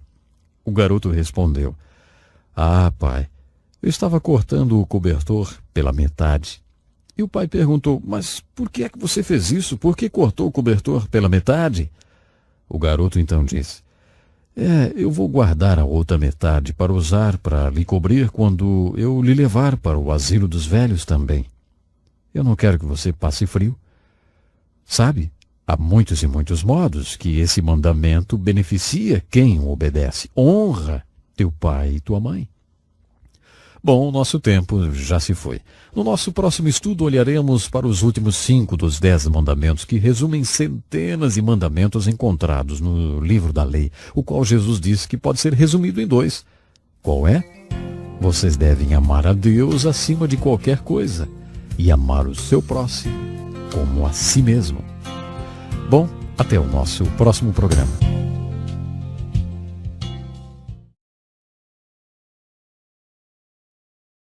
Como é bom estarmos juntos para mais um programa Encontro com a Palavra. Em nosso último estudo, olhamos para os 5 primeiros mandamentos. Os primeiros 4 mandamentos têm a ver com o nosso relacionamento com Deus. Vocês não terão outro Deus além de mim. O segundo mandamento nos proíbe de fazer qualquer imagem de escultura, nem alguma semelhança do que há em cima nos céus ou na terra que seja como imagem de Deus. O terceiro nos proíbe de usarmos o nome de Deus em vão. O quarto nos ordena a separar tempo para adorar a Deus e para descansar. E o quinto mandamento nos ordena a honrarmos os nossos pais, e esse mandamento vem com uma importante promessa de que, se realmente fizermos isso, teremos uma longa vida na face da terra. O próximo mandamento está na tábua horizontal. São os mandamentos que tratam do nosso relacionamento com aqueles que nos rodeiam. Estes mandamentos no plano horizontal são, primeiro, não matarás. Isto não significa literalmente não matarás, porque há lugares na Bíblia onde Deus ordenava o seu povo a matar. Seja quem for que derramar sangue do homem, seu sangue será derramado. No capítulo 9 de Gênesis, Deus disse a seu povo que tem um tempo para matar. No Novo Testamento, no capítulo 13 da carta de Paulo aos Romanos, vemos que a lei oficial deve ser cumprida. Caso contrário, a espada não será usada em vão. Paulo diz que se você quiser se dar bem com o oficial da lei, então obedeça a lei. Dessa forma, ele não será nenhum problema para você. Mas se você desobedecer à lei, então realmente podes temer por tua vida, porque ele não trará sua espada em vão. 3 vezes ele diz isso. Enquanto ele estiver usando a espada com você, se você desobedeceu, ele será um ministro de Deus. Nos dias de hoje, aquela espada que Paulo fala pode ser uma 9 milímetros automática, vamos dizer assim. Se você estiver roubando um banco e um policial atirar em você, ele estará sendo um ministro de Deus. Paulo nos diz que Deus estabeleceu a lei e a ordem. A lei que Deus estabeleceu é a presente expressão, a ira de Deus contra o mal. Então, de acordo com as Escrituras, o criminoso deve temer o oficial da lei. Então, dessa forma, você pode ver que o 6º mandamento não diz literalmente não matarás. O espírito desse mandamento é a vida nas mãos de Deus. Deus deu a vida e somente Deus pode tirá-la. Os sofisticados sistemas da moderna medicina, que podem prolongar a vida em certos casos, levantam uma questão sobre esse 6º mandamento. Nossa definição é que isto está cada vez mais e mais vago. Na verdade, este é o princípio que deveremos sempre manter em perspectiva. É a prerrogativa de Deus dar e tirar a vida. Nós poderemos até prolongar a vida através de modernos equipamentos da medicina hoje, mas Deus é o doador da vida e só Ele pode tirá-la. Eu lembro de uma história sobre uma família que tinha um de seus irmãos que estava com uma hemorragia cerebral. Tudo indicava que ele estava morrendo. Um certo neurocirurgião queria fazer uma cirurgia no rapaz. Esta cirurgia era um fator de alto risco. O médico disse, olha, ele nunca terá sabedoria de Salomão, mas deixe-me operá-lo. Um outro cirurgião daquele hospital não concordou com esta decisão e levou o assunto para a diretoria do hospital, que decidiu bloquear a decisão de operar o rapaz. O homem que foi contra a cirurgia era um judeu. Sua decisão antes que a diretoria tomasse a decisão era esta. Ele está nas mãos de Deus, nós não poderemos fazer nada. 5 anos mais tarde, aquele jovem foi liberado do hospital com 75% de melhora. A família tem constantemente agradecido a Deus por aquele neurocirurgião que disse, ele está nas mãos de Deus, nós não podemos fazer nada. Deus é o único que dá e pode tirar a vida. Este é o princípio, ou o espírito deste 6º mandamento. Não cometerás adultério. Eu acredito que o espírito desse mandamento é o que poderíamos chamar de o direito dos filhos. Este é o plano de Deus, como declarado lá em Gênesis capítulo 2. Estabelecer parceiros para as pessoas, para que se tornem pais, e eles farão pessoas que se tornarão também parceiros e pais. Casamento, ou lar, é o contexto seguro que Deus quer dar para os filhos, para que eles sejam criados e preparados para a face da vida. A segurança dos filhos, então, depende do compromisso e da fidelidade do casal. Eu acredito que esta verdade é o coração desse mandamento. Isto é o que Deus quer mostrar-nos quando diz: não cometerás adultério. Outra razão desse mandamento no espírito desta lei é que Deus criou um contexto seguro no qual estas duas pessoas podem expressar o maior sentimento de intimidade da qual o ser humano é capaz. Eu lembro de um jovem que eu aconselhei anos atrás. Ele estava vivendo como muitos jovens estão vivendo hoje. Ele estava em um colégio estudando e a garota que ele estava vivendo também estudava lá. No verão eles foram juntos para a cidade para conseguir algum recurso financeiro. Quando as aulas começaram, ele permaneceu trabalhando e ela voltou para o colégio. Por um tempo, nos finais de semana, ela sempre ia visitá-lo. Mas uma sexta-feira o telefone tocou e ela disse que não iria mais. Estava tudo acabado. Bem, naquela sessão de aconselhamento, chorando e choramingando para mim, aquele rapaz disse: deveria existir alguma garantia quando estamos nos entregando para um relacionamento ou um sentimento como esse. Deveria haver alguma estrutura, disse ele. Bom, aí eu falei: exatamente isso eu estava querendo dizer a você, rapaz. Veja o que a Bíblia ensina. Deus quis que existisse alguma garantia para você que está se entregando a estas áreas íntimas. Deveria existir algo que fizesse com que esse sentimento fosse comunicado de um lado para o outro, e exatamente essa é a perspectiva. Esse é o espírito do 7º mandamento: não cometerás adultério. O 8º mandamento é: não roubarás. O espírito desse mandamento é Deus, um Deus de ordem. Baseado na graça do Senhor e no nosso semear e colher, acumulamos certos ativos na nossa vida. Lembre de Abraão. Ele disse que não levaria sequer um sapato da cidade que ele conquistou. O que ele queria era resgatar o seu sobrinho Ló. Ló tinha sido feito prisioneiro e Abraão o trouxe de volta. Abraão recusou qualquer espólio de sua conquista para que nenhum homem viesse dizer: Abraão se tornou rico com o que não era dele, hein? Abraão acreditava que Deus tinha provado a ele já há muito tempo que ele é o Deus de todas as riquezas, e na graça de Deus ele semearia e colheria. Quando você rouba, você viola a ordem de Deus. O próximo mandamento é: não dirás falso testemunho.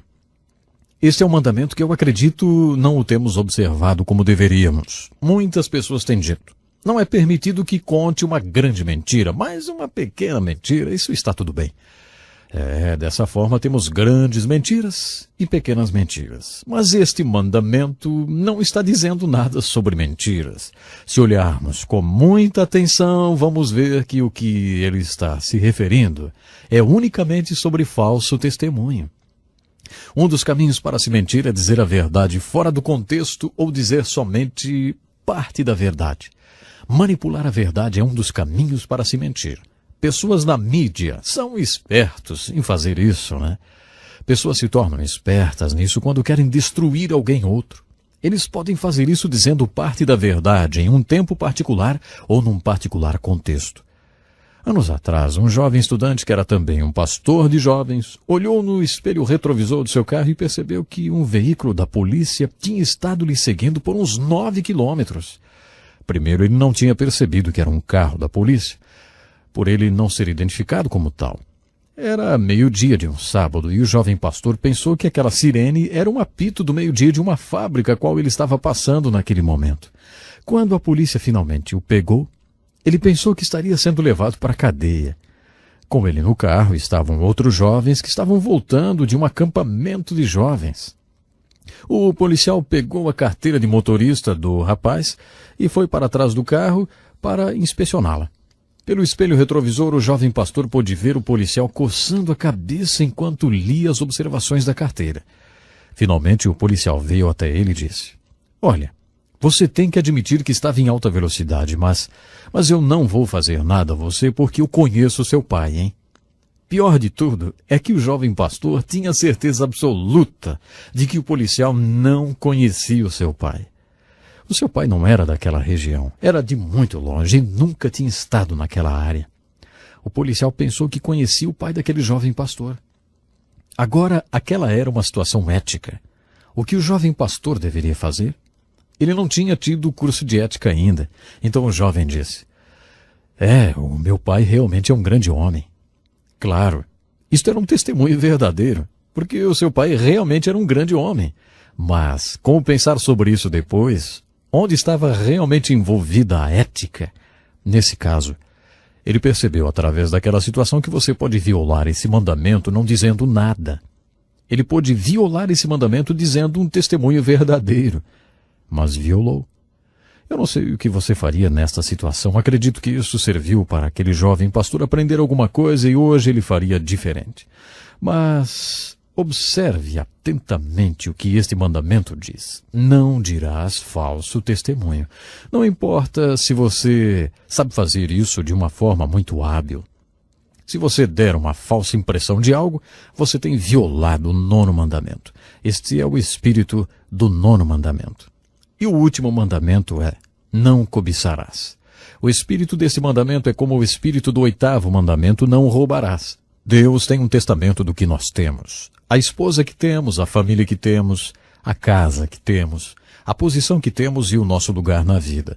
Deus tem um testamento sobre todas estas coisas. De acordo com as Escrituras, nós não devemos comparar nós mesmos com os outros. Somos todos indivíduos únicos. Quando Deus fez você e quando Ele me fez, Ele jogou fora o padrão ou modelo. Ele não quer que sejamos como ninguém outro. Ele não quer que outro seja como nós. Então, se isto é verdade, nós não poderemos comparar nós mesmos com os outros e nem desejar ou invejar o que os outros possuem. Lembre, a alegoria da salvação no livro de Êxodo é algo muito interessante. Este livro nos mostra o caminho para fora dos nossos pecados. Êxodo nos mostra como ser salvos. Este livro nos mostra como Deus quer que vivamos uma vez que fomos salvos. É exatamente por isso que Deus nos deu tantas leis no livro de Êxodo. E então, finalmente, Deus mostra-nos no livro de Êxodo como um santo Deus quer ser adorado por aqueles que Ele tem salvado. Eu oro para que, como temos pesquisado o livro de Êxodo, vocês possam entender, primeiro de tudo, salvação e libertação. E então que você possa experimentar também salvação e libertação da escravidão do pecado. E então eu creio que pela pesquisa no livro de Êxodo você entenderá algo que envolve em ser um libertador, ou um instrumento através do qual alguém outro também poderá ser liberto, ou salvo da escravidão do pecado. Acredito que é exatamente isso que o livro de Êxodo é. É verdade, o nosso tempo é muito precioso e passou rápido. Se você quer saber mais sobre como ser liberto do poder do pecado, nos escreva. Nós temos algumas literaturas que vão lhe ajudar. Bom, eu gostaria muito de ter você no nosso próximo programa. Até lá então.